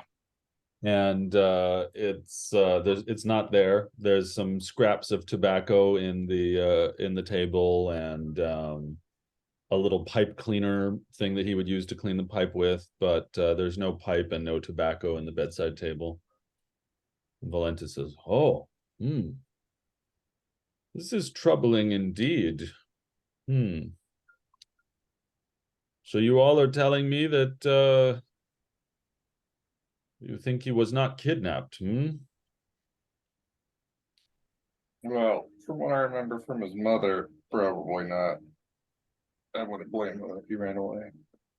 I want to try to gather up any little bits of tobacco that are left there and just I don't know, try to put it in something. There's a little baggie or paper I can fold it up in. Lauren would probably be like eye you up and be like, "That's the good stuff, huh?" I don't know if any of you have a keen nose for tobacco, but perhaps it will come in handy if we know what his preferred type of tobacco smells like. You're right. We should all just take a puff just so we can get in the headspace of the kid. Makes sense.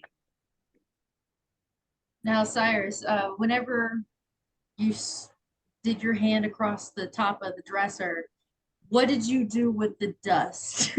Did you just and spread it through the room, or did you just kind of like lightly wipe it off or whatever, or did you just leave it on your hand? Did you lick your hands and taste the dust? Perhaps I'm we will curious know if what I his need to dead sneeze. skin cells smell like, taste like. DNA sample.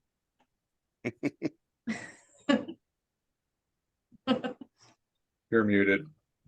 Well, I think I would have just washed it off like this. There's just nothing up there, nothing that I was looking for, and just would have cleaned my hands. I think so. That's what I would have remembered. Well, Valentis looks at you all and says, well, based on what you've said, I wonder if the prince couldn't be tracked based on his boot print that I mentioned and the tobacco and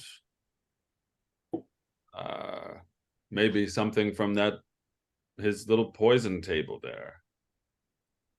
There is also one of you mentioned some blood on the wind near the window. Does anyone? I once heard a story of a magician who could track someone if he had some of their blood. Does anyone practice that kind of magic? Not me, but I'll tell you what, I think there was a style choice in this group that I wasn't informed about because all of y'all are kind of dark colored, and I got a little bit of light color going on, and nobody told me that. The only lightest person you got here is you, and you got a little red. Should I be wearing red? Is this like a team color thing that I wasn't informed about? Ooh, yes, we should Valor. get matching outfits, but let's talk about that later. Valoran's pants probably would be like bright teal with like yellow on it. So he's a little more flamboyant than you probably expected. So either Luce or Beloran, I will give you one more look at the window. Who are we sending to look at this window? Valoran probably wouldn't bother. He would just be like, yeah, you guys got it. Horton's been rolling all the nat 20. I know I didn't want to metagame, but I was gonna be like, if we go based on past performance, we definitely want Valoran and not me to be rolling. Oh no, I'm investigation all checks. nat ones for the rest of the night. I know it. Sure, I'll go take another look if you. We'll if you don't roll. think We'll roll Valoran- for it. High roll investigates. There you go. All right, you can do investigation, perception, or insight. Up to you. Okay, I'll do. As you're walking over, you're going to insight. end up having to pass Luna, and she's going to kind of stop you and whisper to you a little bit and be like, did I hear that he likes to mess around with poison? Yes, it appears that way. Why would somebody willingly break these bottles of random colored liquids in their own room, knowing full well that they might get stabbed with the glass that has stuff on I'm shutting down this DDD dice thing and launching it again because I just rolled my third nat 1 it? in a row. You don't notice anything over by the window. That window is now a total dead end. So yeah, you all have the information that you've gathered so far, and you're standing there with Valentis and this little blonde-haired guard that is like, huh, did you need anything else from me? Is there anything up high on the window that the tall people could look at? The people that on the good ship Lollipop may have missed. Hey, Singular I am person, hey, I am tall very person. tall. I am the tallest person here except for Look at her. She's red. Of course she's tall. I am 5'10". The See, window she's 5'10". With heels. is officially exhausted as being able to be looked at. Everyone has looked the shit out of the window. There's nothing up here, goddammit. I've looked. Just more dust. Fucking dust. Valoran's gonna be like, does anyone have any rope? I have just What you enough to need it hang for. myself, apparently. With all these net ones. It's just like, lower me down. I only weigh like 28 pounds. I can lower you down. We're what, 3 stories up? Why don't we just go down there? Yeah, why don't we use the stairs instead of risk another nat 1 and then the rope snaps? All right. Well, here's the question though. Are we wanting to go down to the dungeon and mess with that dude, whoever that is that you guys are talking about? I have no idea who you're talking about. Or are we wanting to go down there and First off, it was a female. Females can be criminals too. All right. Thank you. See, but I like the stereotype because then no one suspects you. Yes, I think we should, I think we have found what we're going to find here. I'd say let's look at the bottom where all the glass is, see if there's anything additional down there. And then There might be some more dust I could find. Yeah, that is true. And there could very well be, and then I would assume the dungeon is deeper down, so it would be on the way. Agreed. All right, so you guys tell the guards that you want to go to the dungeon and that you want to look at the ground outside the window. That you want to look at the ground outside the window on your way there. So you are led down there outside. It's actually a really, really long walk all the way out the front of the keep and all the way around to the side. And eventually you get there, and there you stand looking up. 3 stories up is the broken window. Looking down, there's broken glass on the ground. Could we, if it's not, I don't think it's metagaming, could we see the map and could you show us what side of the building we're on, just for like a layout purposes? Of course. While you're doing that, I want to just tell Belorna that I was looking forward to a good halfling toss, but the other people wouldn't go along with it. We'll after a couple of pints. What was that? That other slide there. After this, after a couple of pints, I'll take you up on that offer. The picture of Valentis or my Discord channel? No, it was a beholder. I was just kidding. Oh yeah, it's just the dice. You're like, oh, that's the roll. other NPC in the Just the dice rolling channel. All of a sudden, a beholder jumps out at you. Everyone roll initiative for the beholder. So yeah, that little glowing square there is that's the walls. So you are right here on the side of the keep with the broken glass on the ground.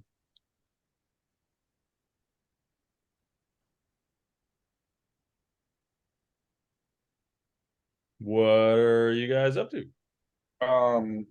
Biggs would like to, we've established that, I feel like we've established, because she mentioned that the majority of the class is outside, and now we can see it on the ground.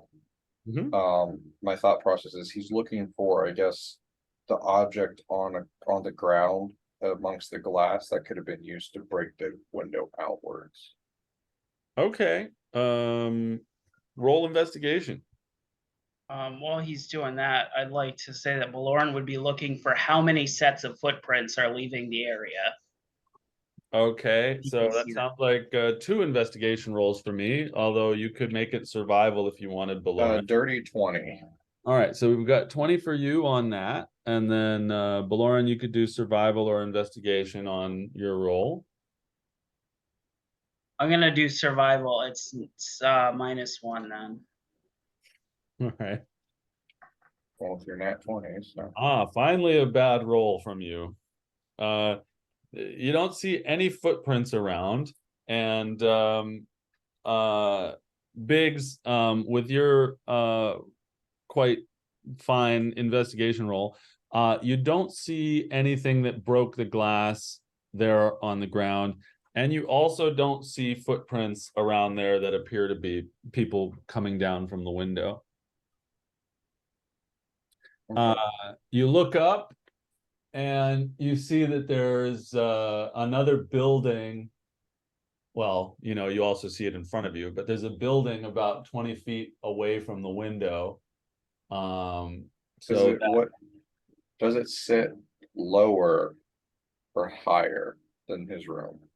When you were up in the room looking out the window, you would have seen that you were looking about 20 feet out onto the roof of another building, and then beyond that are the castle walls. Did the castle walls have like footpaths on them, or were they just like if you were to stand on top of them, you would fall off? They have footpaths on them, like they're ramparts. So the little blonde soldier is like, would you like me to take you to the dungeons now? And some of the other guards are just sort of watching you. And as you all are standing there and you've been looking at everything, Valentis starts to limp up from a distance. And you can see that he's sort of favoring one side as he walks, and he looks a little out of breath. You good there, old timer? He can't quite hear that yet, but he's insulted Who on is the- Valentis again? Was it the teacher? Yeah. Yes, and eventually he walks up to you, and he says, "Oh, did you find anything of interest?" No, just the remnants of the glass broken outwards. Mm. You What know, building it is reminds this? me of my time in the war of the continent. I commanded many a man in the war, tracking people in the woods, finding them before I became a tutor. He sort of stares into space and thinks about something. Luna's gonna go over to Cyrus and kind of do the big old kitten eyes, just trying to look all sad and pathetic and kind of go, oopsie. It would be my pleasure. And let me just give you a boost. I'll either, I'll put down the hand thing. And let me give you a boost. Or would you like me just to pick you up? I need your consent to touch you and pick you up, if that's okay. Because no means no. I wanna be put on your shoulders. Ah, all right. And book. I have a Luna backpack at this moment. You know, people make jokes about people being as tall as you are, about the air being different, but now I'm starting to see their point. It is different up here. It's a little bit cooler. You get more of a breeze. You ain't got the wind this way.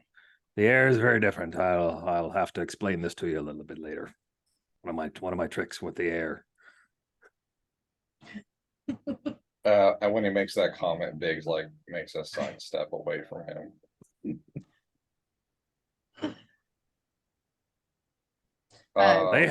These two had some fun at my expense. I look Wow. at Valantis and I point to the other building. Like, what's this building? He says, oh, that's the entertainment hall. It's a separate mansion where the queen holds balls and the like to entertain diplomatic guests.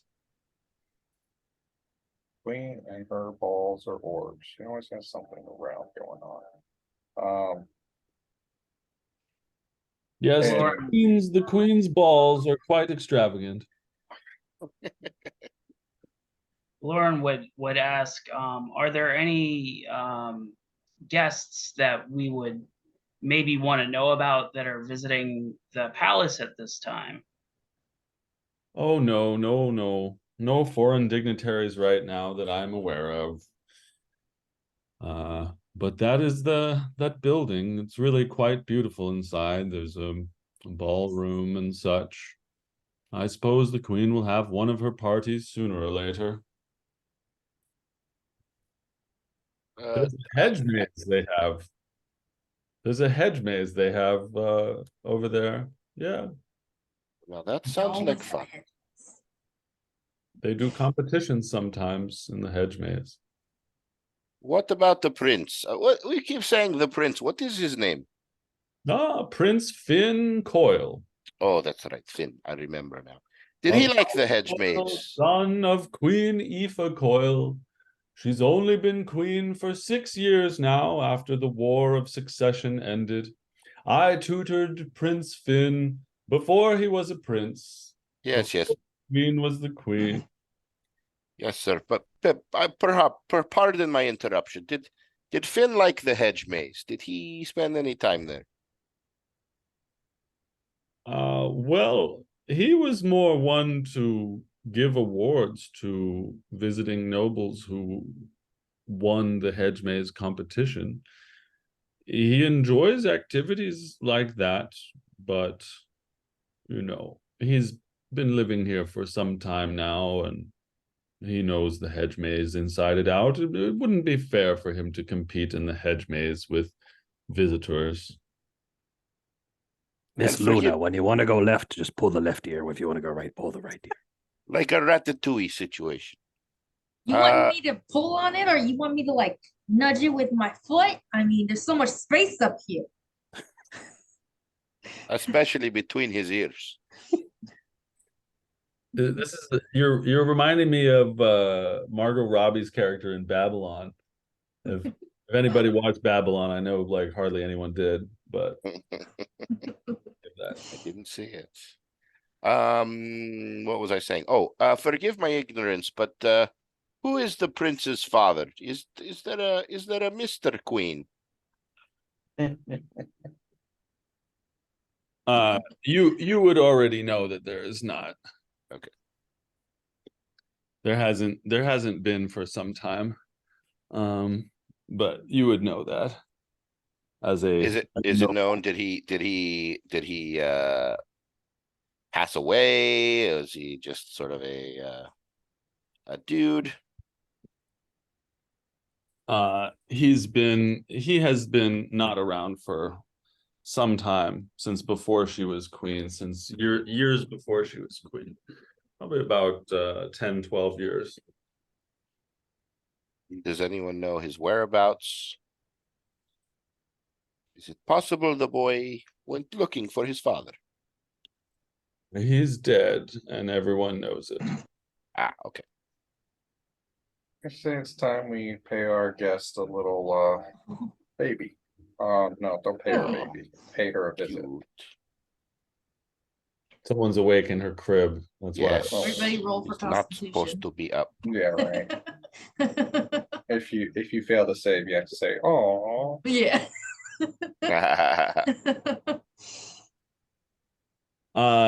So you're asking about the dead dad, and then someone said something else.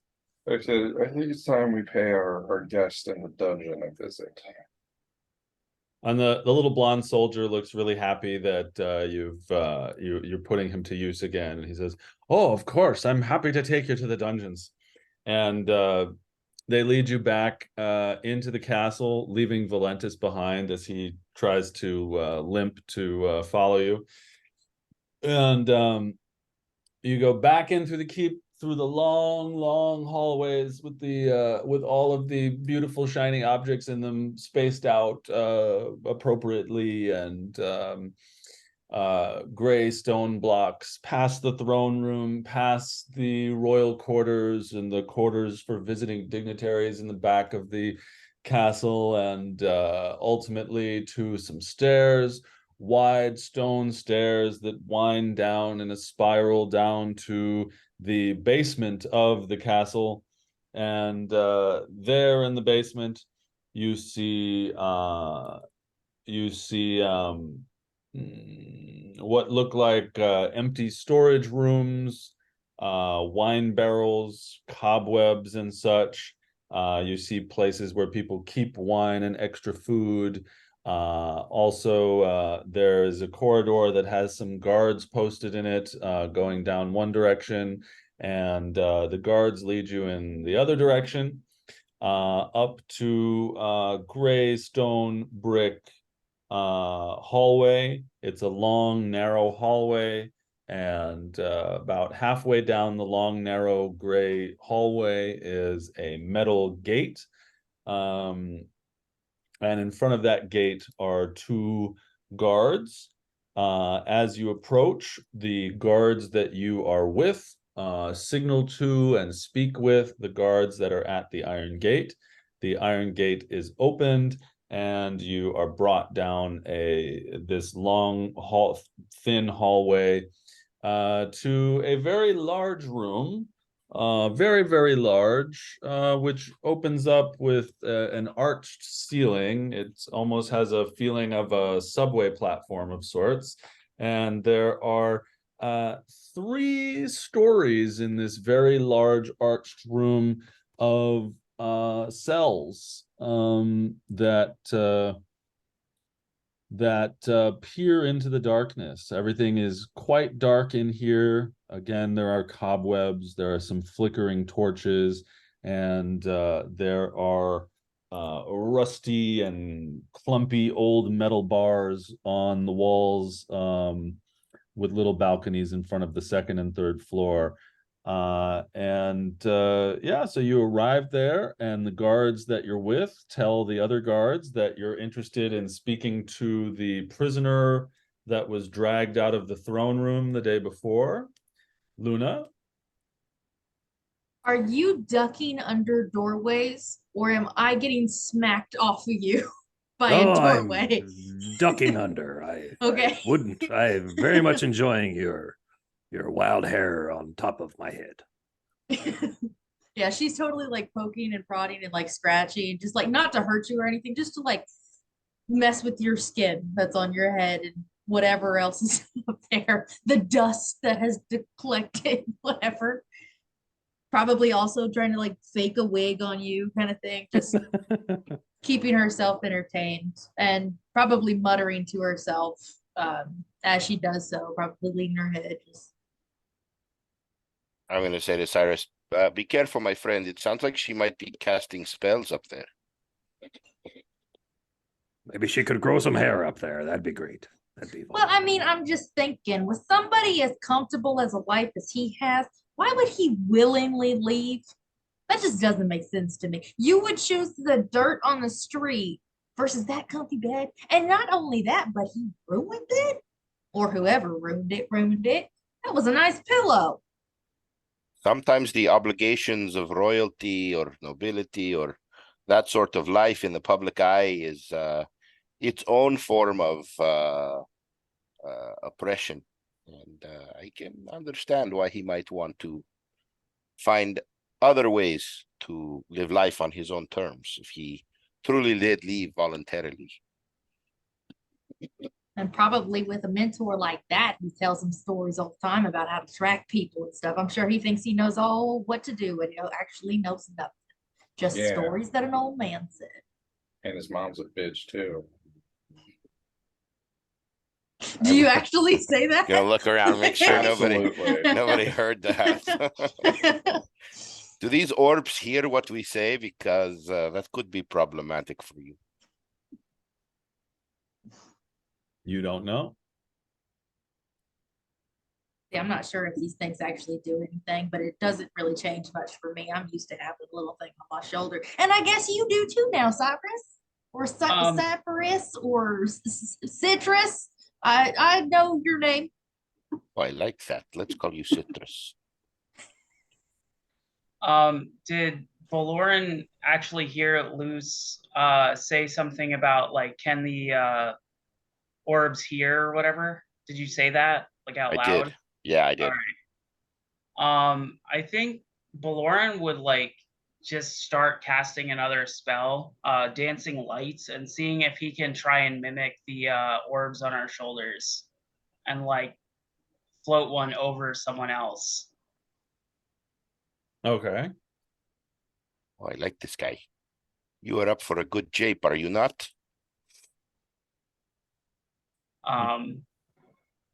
He would just say, I've got a little bit of use to me, I may not be the most observant fellow, you would kind of say, like, try and downplay that he saw whatever, but he'd be like, I've got a little bit of magic up my sleeve, so hopefully that might come in handy in finding whatever fate has befallen our dear prince. Jake, I have a retcon question for you. Yeah. I should learn to play my character better. Would I have seen anything in the prince's room with 10 feet of blind sight?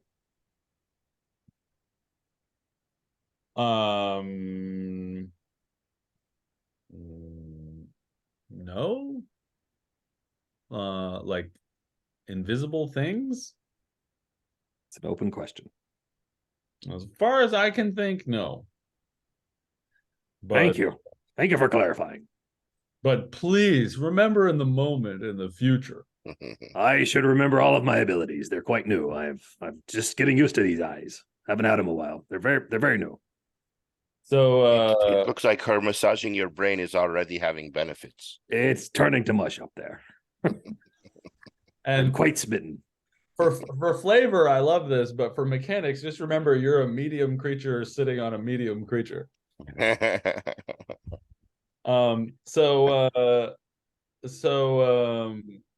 all right, so yeah, you guys are there. You've been talking about the orbs, you get the dancing lights, you get the person sitting on the person, and you're in this very large open archway, and the guards instruct each other that you want to speak with the person who was captured yesterday and pulled out of the throne room. And Can so- I like whisper to the party before we get there?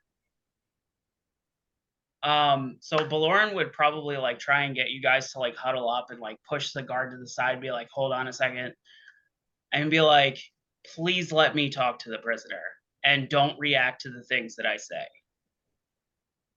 You're going to whisper to the party, please let me talk to the prisoner and don't react to the things that I say. Yeah.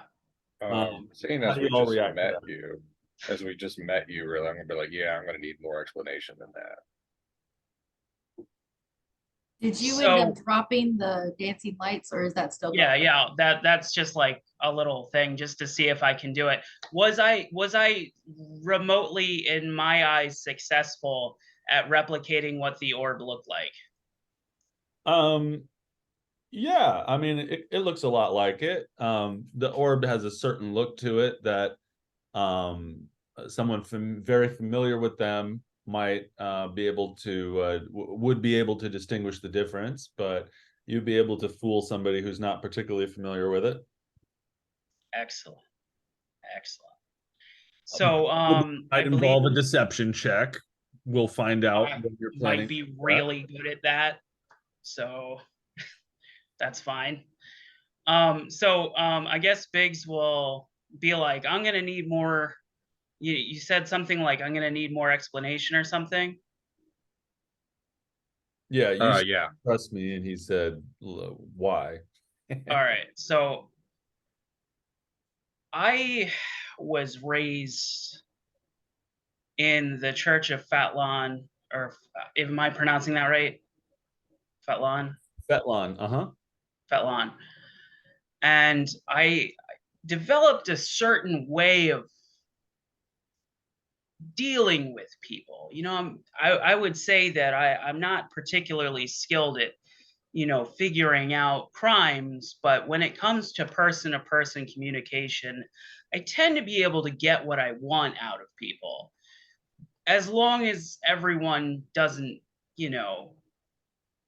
start chiming in and, saying like he's lying, or he may be deceiving you, or maybe the queen isn't going to release you and maybe she is going to execute you. I don't know, but if I just start saying things, try and help me make it believable. I think you're better off going in that alone then, so you don't risk that. But I'll make you a deal. Well, I am fine with letting you go by yourself and doing it. But if it doesn't work your way, we try it my way. Luna's gonna lean down into Cyrus's ear and be like, "What are they talking about? All I heard was something about a fat lion." So what he says is, if he starts bullshitting, just say yes. He's totally telling the truth, and just go with the flow. And Yes, it's this like, is a great idea. I love this yes, idea. I love yes, it. It's just- great. It's fabulous. he's totally truthful right now. Did that sound You should- believable? You did great. Okay, okay. This is a great idea. You got this. Luce, are you on board with this scheme? Oh, yes, absolutely. I will let you take the lead, my friend. All right, so Biggs, are you hanging back, or are you all going up, or are you saying that Baloran should go by himself? I'm gonna hang back at a distance so that like the person doesn't see me. That's about it. Whether I hear anything or not, that's up to your discretion. Now, and- I have a question that's rules based that would be maybe relevant to Big's character, but I don't know if it would work because I'm not super familiar with Deep Gnome. Because we're in a dungeon and that's technically usually made of stone, does he have any advantage on hiding if he's gonna stand back? I do in complete darkness, which is where I was gonna go. That was Hiding in what complete darkness. I'm because I'm. I a also have Gloomstalker. advantage on hiding in complete darkness. Well, I'm in Gloomstalker. I'm invisible to anyone that relies on. Oh darkness. shit. I am the darkness. You merely adopted it. This I might was surprise born you, but into it. So this I might was surprise you, gonna but I'm do not very some- good at hiding. What? I think you'd be I good at it know, in I total He darkness. gets I he gets know, I he know. gets nervous and then a cloud appears. You can do whatever you set your mind to, Cyrus. Cyrus is always going to see you when you're invisible to everybody else. Cyrus is still going to see you because he's got blind sight. This is Blind, he would see me absolutely. So it doesn't magical like dark vision or not dark vision, but what's that? Blind sight and the other one that lets you see magically. True sight, tremor sense. Yeah, all that stuff can see me, but if it's most things are just if it's just dark vision, I'm invisible. All right, so everybody but Biggs is heading up to the cell. The guard takes you up to the second tier of little balcony cells and takes you down the end. And as you get close to the cell, there is a young woman, brown hair, brown eyes, mismatched leather armor, barefoot, no weapons, in the back of the cell. And when you approach, she looks very awake and very angry. And she just looks at all of you silently. Her eyes register a bit of memory with Cyrus and Luce as she sees them, but she doesn't say anything, and she just looks at you all fiercely, breathing hard. Can I get down? I'm gonna walk straight up to her and reach into my pouch and just kind of have a hand there. She's And be like, hi. she's behind a cell door right now. Well, just like near her. Okay, so Okay. you go up to the cell bars. Now, wait, hold on. You said that this was a guard, right? This isn't the person that we've come to This is the interrogate. person that you've come to interview. She's in the cell, she's behind the bars, and she's looking at you all with this fierce look on her face. Oh, so I thought this was a guard. That's my bad. I'm gonna stay up on the shoulders and I want to look on how the ceiling is actually done. Is See if the the ceiling prince is like up there. flat stone or is it like beams? It's arced stone. Lauren's gonna I'm start staying with back. homework.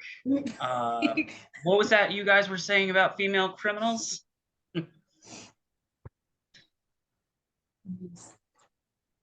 If I don't know if you guys remember. Mom, they don't I made- exist. I made the comment, but I'm not here. We're not supposed to be talking. It's all No. you. All right. Well, Lauren would probably tap on the would pull a crystal out of a pouch and tap on the bars a little bit. I hear you've gotten yourself in quite a bit of trouble, Missy. Missy. She spits at you. Well, that's not very nice, but I suppose that's to be expected of whatever it is that you are. I understand we've had a clash with you just the other day, maybe last night, day before. But if you were to work along with us, we might be able to come to an understanding where you don't find your head detached from your body. I ain't telling you nothing. You come in here and I'll bite your throat out. You little piece of shit. He spits Valoran would laugh at her and go on to say, I understand that. Is it obvious what race this creature is? It's human? Human. Human, okay.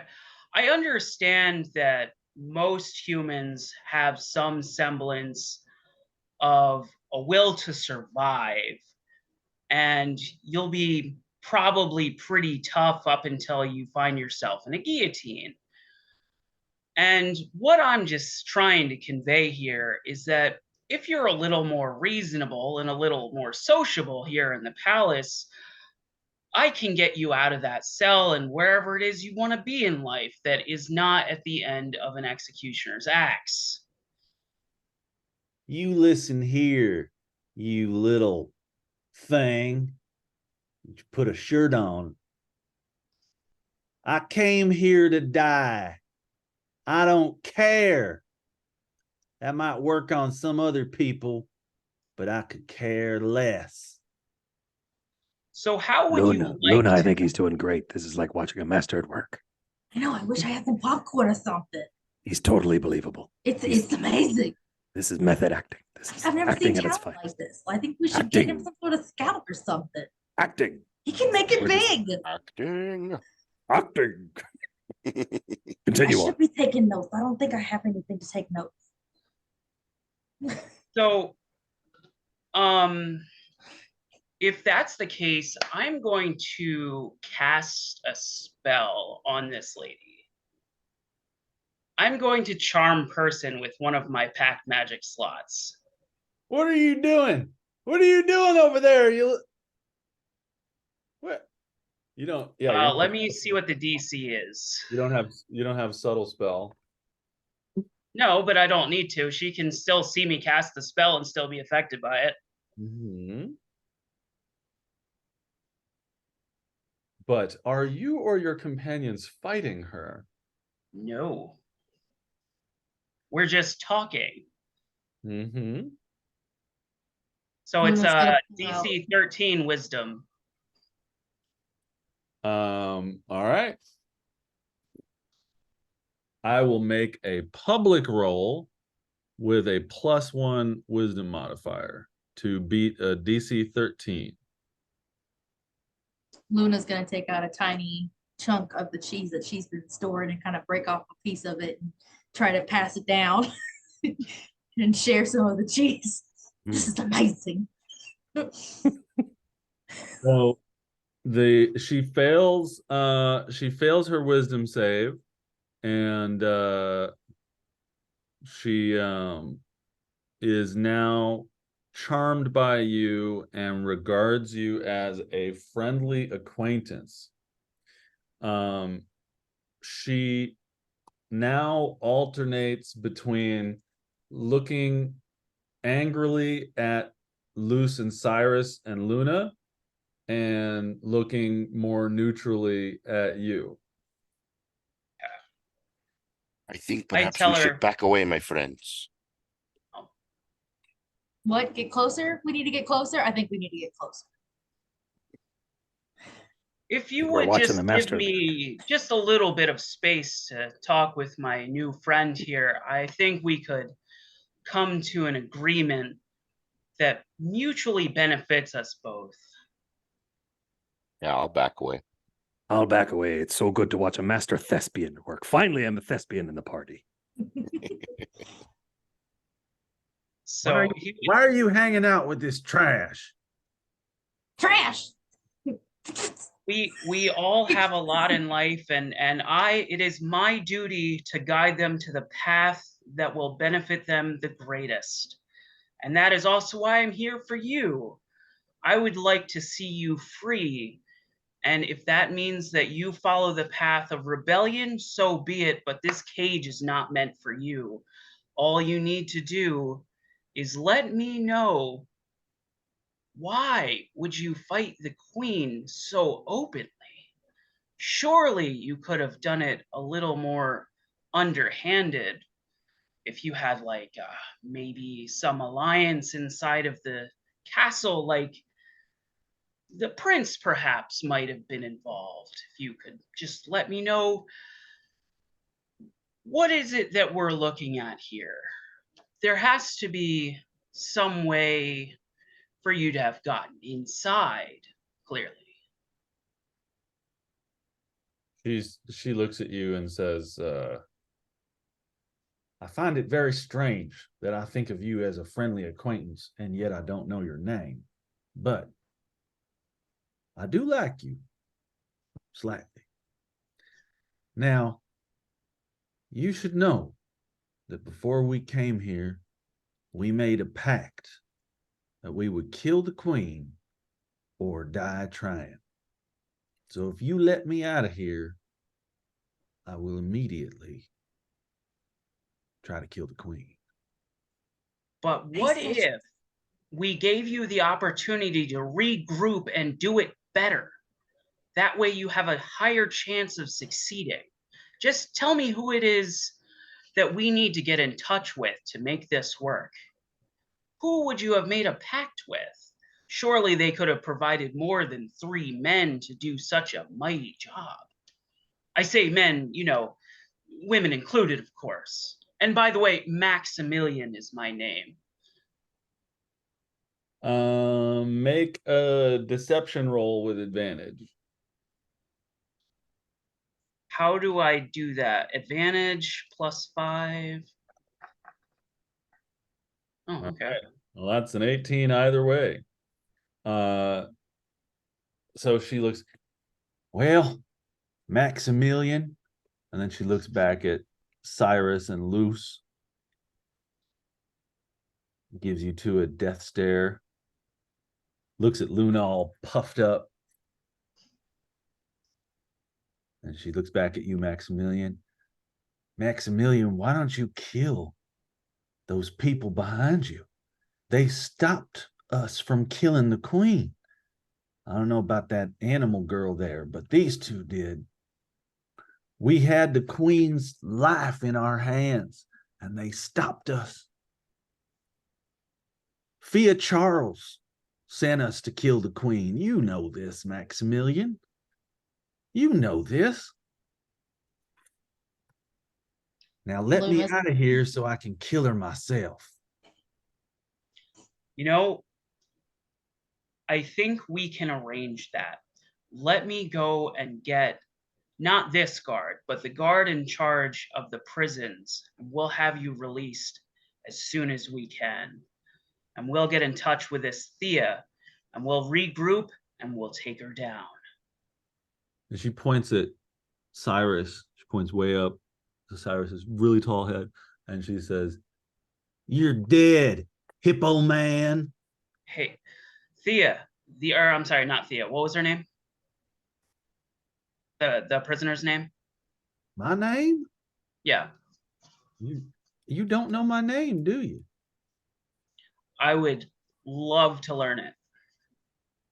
It's strange that I think of you as a friendly acquaintance, and yet you don't know my name is Malinda. Malika, these are mercenaries. They only do what they're paid to do. They were paid to save the queen, and they can be paid to slay the queen. All we have to do is figure it out. Roll persuasion with advantage. Citrus, let me down, let me at her. This is All right, this is +3. why I wasn't with the group, because I would have said something to that remark.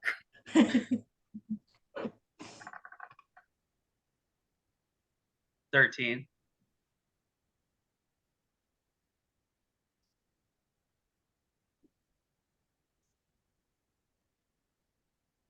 She's getting suspicious of you. She thinks of you as a friendly acquaintance, but she's getting suspicious of you. You gonna let me out of here so I can kill these people, or what?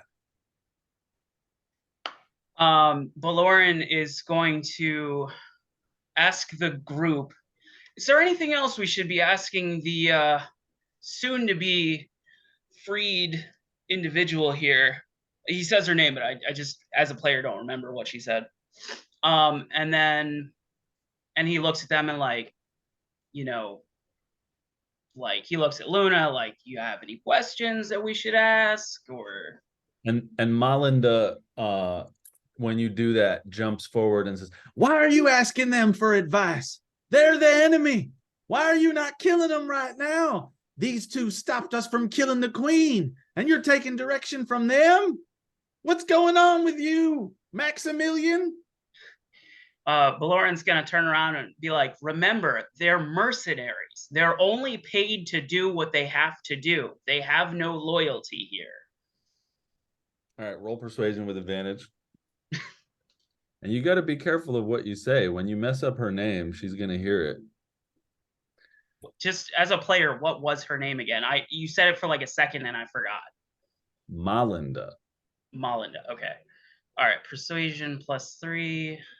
But yeah, you got to be careful with your words because she can hear you. 18. All right. So she says, all right. Paid mercenaries. Why are you asking paid mercenaries for advice? What do you want from me? You going to let me out of here or what? Let me out and I'll kill this hippo man right now.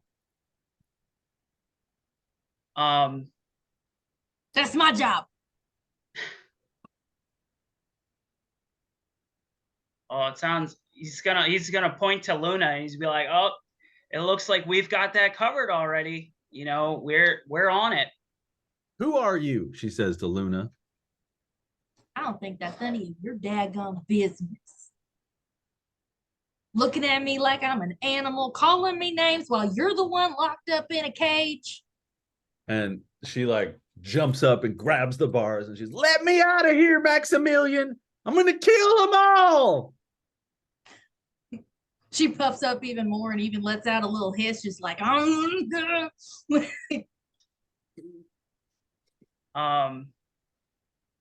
I think Maximilian's, or not Max, geez, even I'm caught up in my own lies.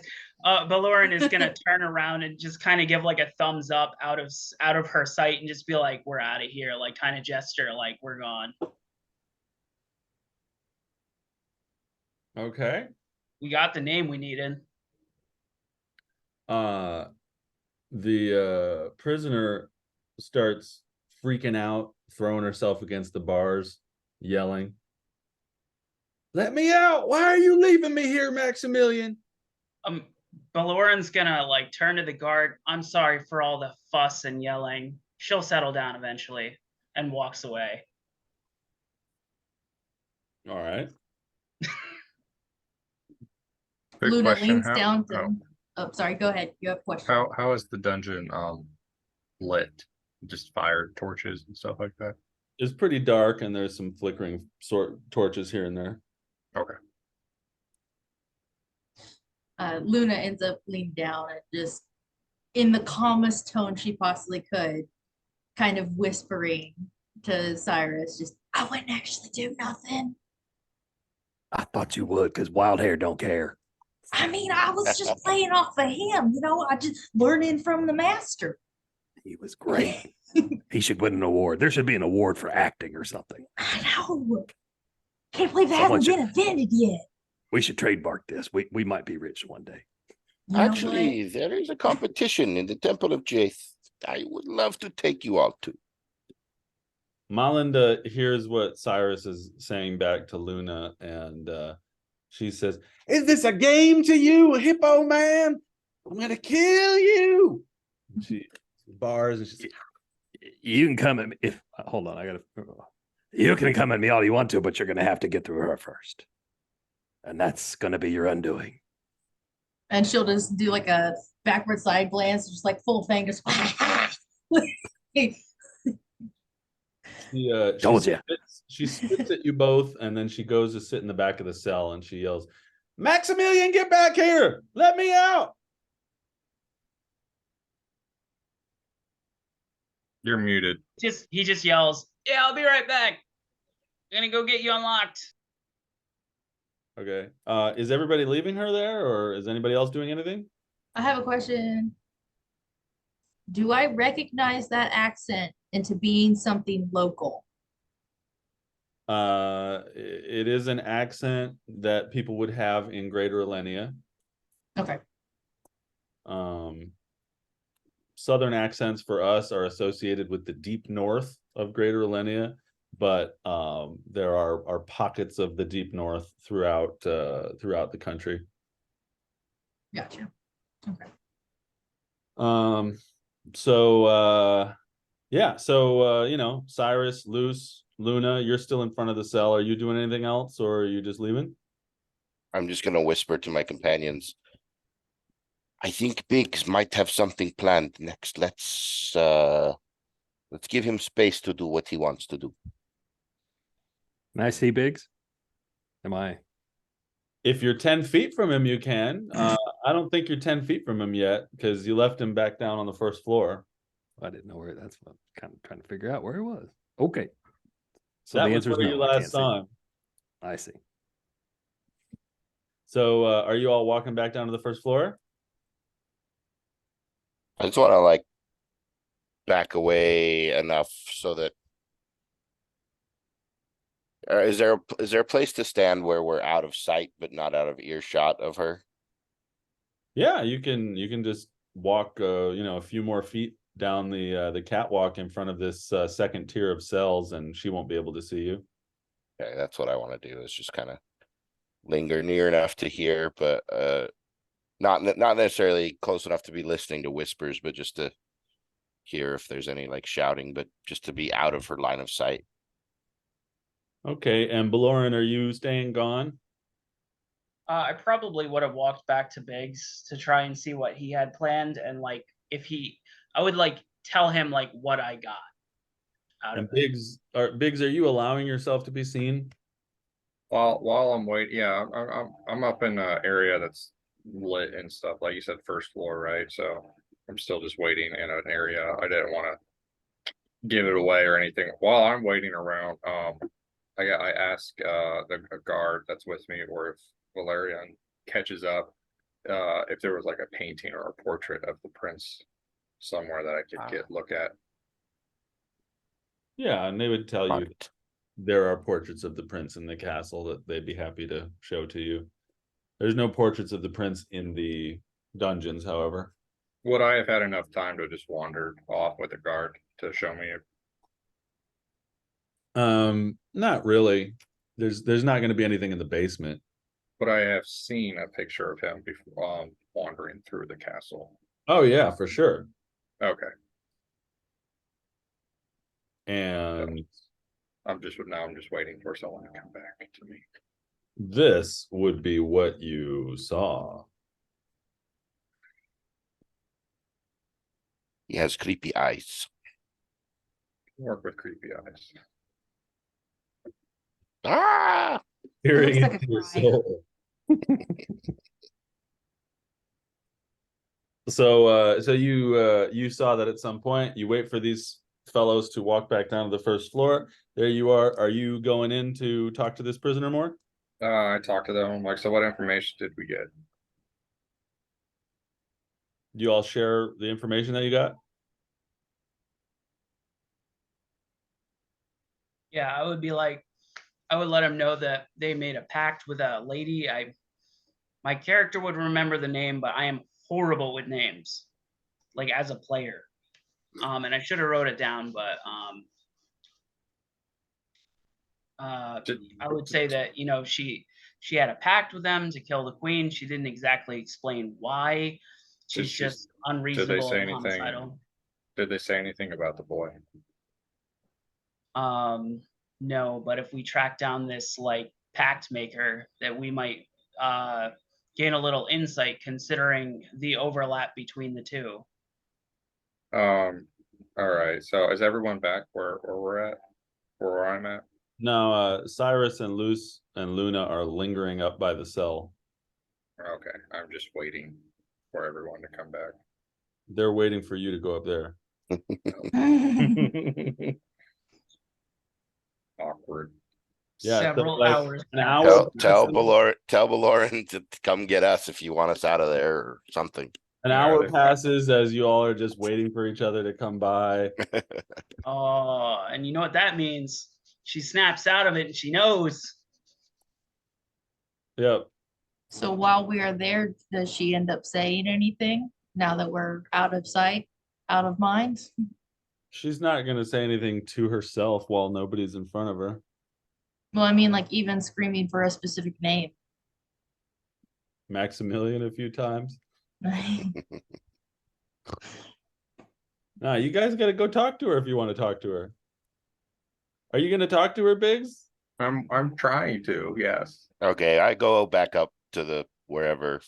Say, come on, for some reason I feel like we should go away. Yeah, you Perhaps we could gotta find tell them if you want them to not be there. perhaps we could find Biggs. See what he wants to do.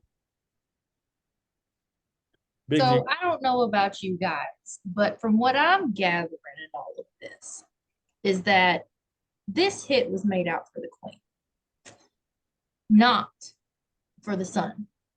And it seems like he left on his own volition. But obviously, we don't know any of this for sure because we don't know who's wearing the jacket. And if he left on his own volition, let's just say hypothetically, this kid goes out and parties with a bunch of people they shouldn't have, ends up letting loose like that old guy did of things that he probably shouldn't have about where he lives, what he has, his little experiments or whatever. Somebody gets a little too curious. He possibly gets into debt. He wants out of the life that he already has. And uh-oh, now there's a hit on his mom and he needs to run away. But that's just my way of thinking. But And where you know, did you say this? I'm saying this with all y'all. Once we all meet and everything. Okay. We still have a guard near us, correct, Jake? yeah, there are guards around. Yep. I tell the guards, like, hey, go back down. Take out all the torches that are lighting the hallway in which her cell is located. All right, they do that for you. They do that for me, they come back, and then what I'm gonna do is getting all this information that that person was there for, specifically only know was there for to take out the queen, not in anything relation to the boy, but putting together that he has been going out kind of like where along the line Luna was. I didn't go down that like owed money route, but he's been hanging out with younger people, and there were younger people that came and ambushed the queen and stuff like that. So what I do is I do grab a torch myself. I'm gonna head down by myself. But before I do, I cast, well, I say cast, I have a free use per long rest of disguise self. And I make myself look like the prince.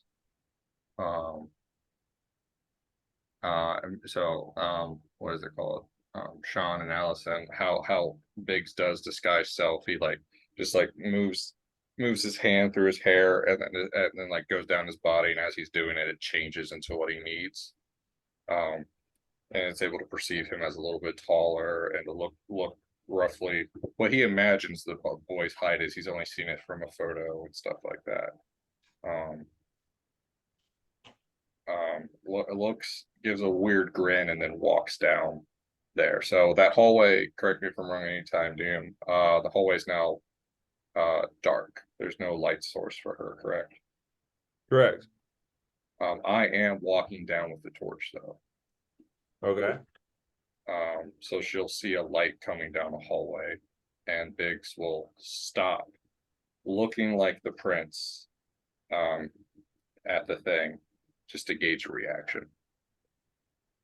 And just so you know, you are casting disguise self, and it is using one of your spell slots. I have a free use of it because of, where is it at? Once per long rest, some gift thing. Is this a feat? that I'm forgetting? No, it's a gift of it's something with the race, That's a racial. but I have a one use, and Cast. it Starting comes at up like third level, you can cast the disguise self spell with this trait. correct. If you look at my spell slots, though, there's there 3 times, and it says one is use, and there's 2 other times where it says cast. So I do have one use of it for 1 long rest. I'm just defining for you that you are casting it. You're casting it without if you cast it without using a spell slot, you will then be able to only use it once per long rest. You can also cast it using a spell slot because Correct. you know it because of this trait, so you can cast it with a spell slot or without. But if you cast it without, then you can't cast it again until a long rest. But Correct. Yeah. just so you're aware, you are casting it. And I also just want to remind you, based on player guidelines, tell me what your crackpot scheme is before you do it. Yeah. So I'm standing in front of there mostly just to gauge a reaction of how she's going to react when she sees the prince. Yeah, In this I dungeon, think standing there. this is a very creative plan, and I love it. But if you don't surprise me, it will help me prepare for what you're doing to make Correct. doing even cooler. So, like when you wanted to look at the painting of the prince, that could have told me what your plan was. All right, so you show up in front of her cell. You've cast disguise self on yourself, and all the torches are out. You're holding a torch, and you look like the prince.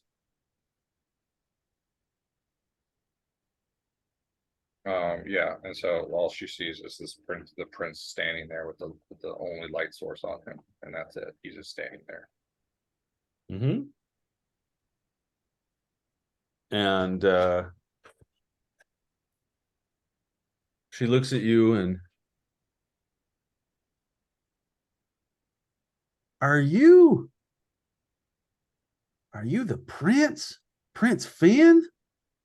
All he does is just nod his head. I think I saw you on a coin once. What are you doing here? He gives so I'm not talking on purpose, as I've never met the person. So I don't know what the voice sounds like. Okay. So I'm more, I just give like a sly grin and like childish, like shrug my shoulders kind of thing. She said, why do I deserve a visit from the prince? I came here to kill your mother. In that moment, I would at that from that interaction, I would assume that they've never interacted, never met.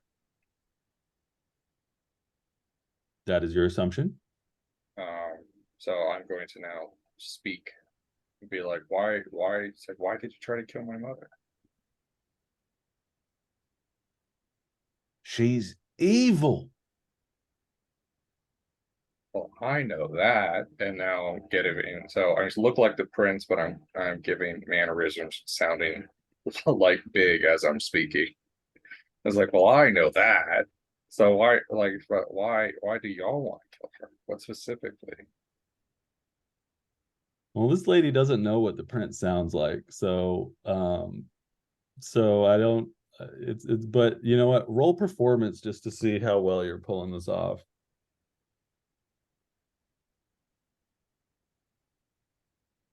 See if she questions if your voice matches your face. Like when some people have like a really weird deep voice, and you're like, Yeah, she kind of with an 11 performance roll, she kind of looks at you funny, like she's getting kind of an uncanny valley kind of feeling looking at you, but she doesn't know. Now, did the rest of you F off like Biggs wanted you to, or are you lingering and trying to spy on it? Yeah, I'm back up on the first floor, I think is where we all went. Everybody kicked rocks. All right. So what was the last thing you said or asked her, Biggs, when you talked? I was like, well, I know she's evil, but why do you like what specifically has she done to y'all? Like, who put y'all up to this? Well, haven't you heard that you have to duel to become an adult in this country? It's a law. It's a tradition. Everyone has to do. My little brother died because of that law. We're gonna change it. We're gonna get rid of that queen. We're gonna change the laws. Your mother killed my brother. And then she spits at you.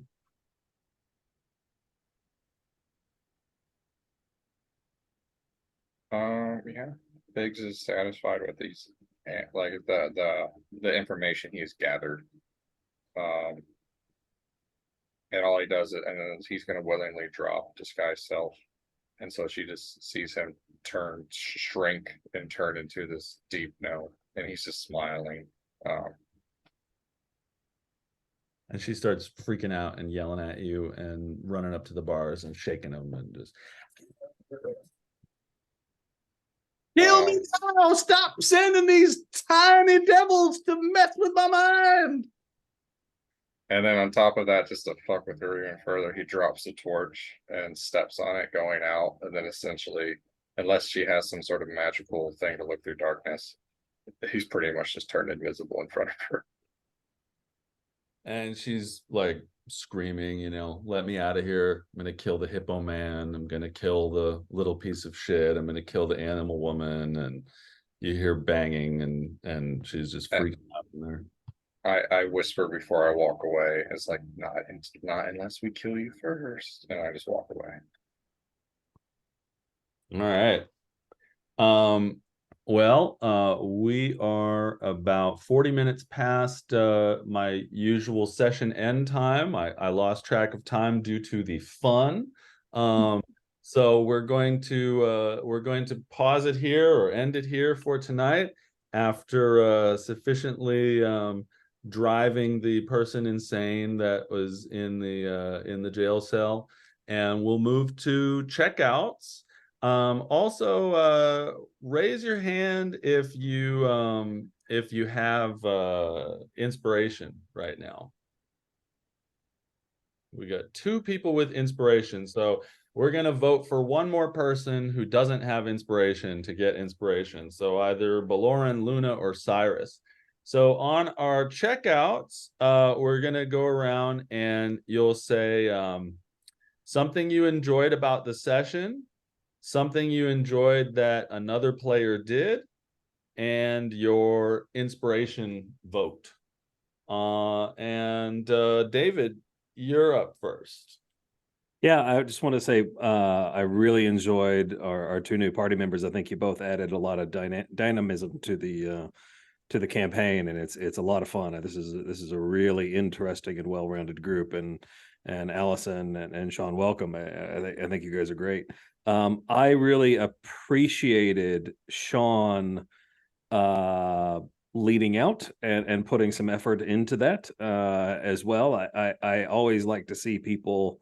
I never mind me, the player. I never mind stepping back for a while and letting somebody else do their thing, because there's going to be a time I'm going to want to try something, and it's going to take 20 minutes, and I'm going to indulge your time as well. So I wanted to just really applaud that and hope that we see more risk taking like that. And for that reason, I would give Sean my inspiration. My vote for inspiration. All right. And you said the thing you liked about the session, and did you do the session too? All right. I'm sure. Kyle, you're up. Yeah, I also enjoyed just seeing the party kind of come to its complete roster and getting to know each other and sort of gel together. The dynamics between Luna and Cyrus, I think, are interesting, as well as Luna and Biggs, actually. So yeah, I would say like that about the session. Luna, I like your character. I think there's some fun and interesting quirks about her that I want to learn more about. So that was a lot of fun. But I would say that, yeah, Sean kind of leading out on that interrogation would be my vote for the inspiration tonight. All right. Zach. Yeah, I think we all pretty much vibed together pretty well. As soon as we did it, we were able to match what our current the original party's energy and roles were, and get everyone else thrown in there as well, from me and Luna fighting to get through a door, to me not being as trusting to the new person and stuff like that. I enjoyed the relationship that Luna and Cyrus are building there. um so I know I'm liking that part. And then I also agree, my what's it called, inspiration for Sean for that interrogation scene is pretty well done. I will say I do like, from I think everyone's perspective, we're very mindful of, is the room giant like really big, and did I actually hear that, or I'm already up on the first floor so I'm not hearing any of this, to the an hour wait because we did not communicate properly and stuff like that. To Sean saying something in player, and then Jake actually, like, no, she heard that, like she's not stupid. But yeah, I think I answered all the questions. Awesome. Allison. There were a lot of things that I really enjoyed. I enjoyed the bit of a frenemy vibe coming from Biggs and Luna. A little bit of a shoulder pet for Cyrus. A weird kind of fashion feel with shoot. How do I what was the shortened version of her name? Loose. Loose, the little weird fashion that popped out there. And it seems strange to really enjoy this, but I love that there obviously must have been something during the trip where Luna is satisfied with her relationship with Sean, his character, that they're kind of just like, yeah, I know you, that's cool. I really enjoyed the taking leadership from Sean, and then the little leadership that was taken from Zach. There was pretty an even balance there, especially the creepiness. That was fun. I guess my vote, I loved it all. Can I vote all of them? You can, but you will your vote yeah, you can vote all of them, yeah. Just for today. But that will count as another vote for Sean, thereby being four votes for Sean and 1 vote for the other 3. And did you have any did you do all your things, Allison? What I loved about the game, and then my vote, yes. All right, and Sean, you're up. Well, it's been a very cool session. I loved the dynamics that Luna just had with everyone in the party. Just like she's, Cyrus is just like going all in. There's just no holding back. It's just, all right, this is Luna's thing. You're just like there, you got the Luna backpack going on. You got the fight with Biggs and Luna. And then, you've got, Biggs doing the whole dramatic, show up into the jail scene, and like, this is how you mess with a prisoner. Just like the right spell applied in just the right way to get the exact effect that you want, and then the dramatic exit. It's great. I didn't hear too much from Luce, but I'm excited to learn more about, that character. And the whole like I got like a little bit of insight on Luce, and that was cool with like the fashion and everything. And she's like for my character, weirdly tall. Like, I'm probably used to humans that are like 5'5", and she's just like almost as tall as this giant hippo person.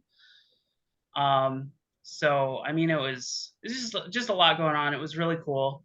I would probably vote for Luna, just because she's just so animated and like just completely into the party 100%.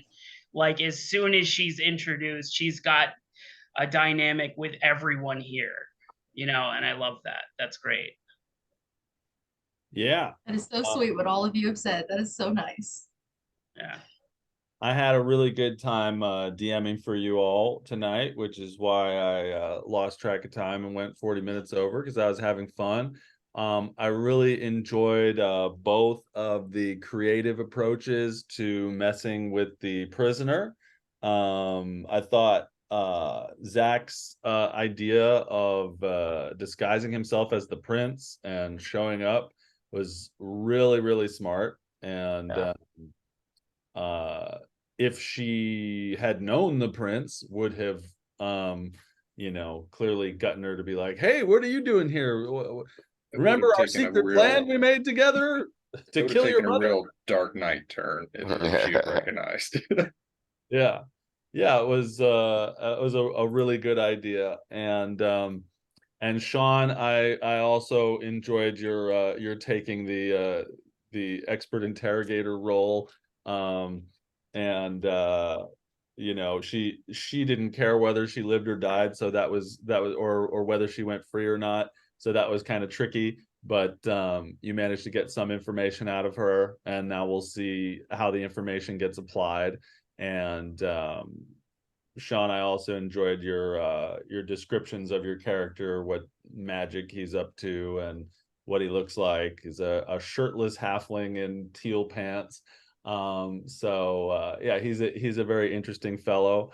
Yeah, Luna, you Allison, you really added a lot with all of your characterizations of your character and building relationships with the party members, and so that was a real pleasure. And Luce is cleverly investigating, figuring things out. Kyle keeping the party from getting split and finishing investigating the room, which I think was a smooth move right there.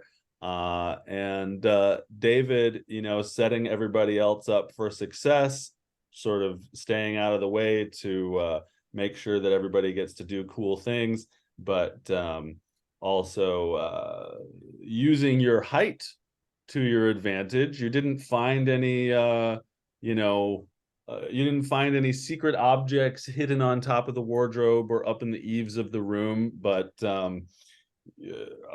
clever use of that aspect of your character, and will probably pay dividends in the future. And yeah, so lots of fun. And next week we'll be on at 11:40 Pacific time. That's a very different time for 4 out of 5 of you. And good stuff. I'll be talking to you during the week, and I will see you in 7 days. Real quick, I will be missing the next 2 games. I'm traveling to DC the next time the game travel happens, and then I'm traveling back to Germany the next time the game happens. Okay, well, we will create a story reason for your absence, and I'll chat with you about that in private message, so that when Just you out there torturing the poor Jane. Yeah, I'm just down there the whole time, like, hey, what's up, guys? Just every so often, like a like just ominously. Now known as the dungeon spirit. Right. I got to split, but thank you. It's great to meet you all. Take care.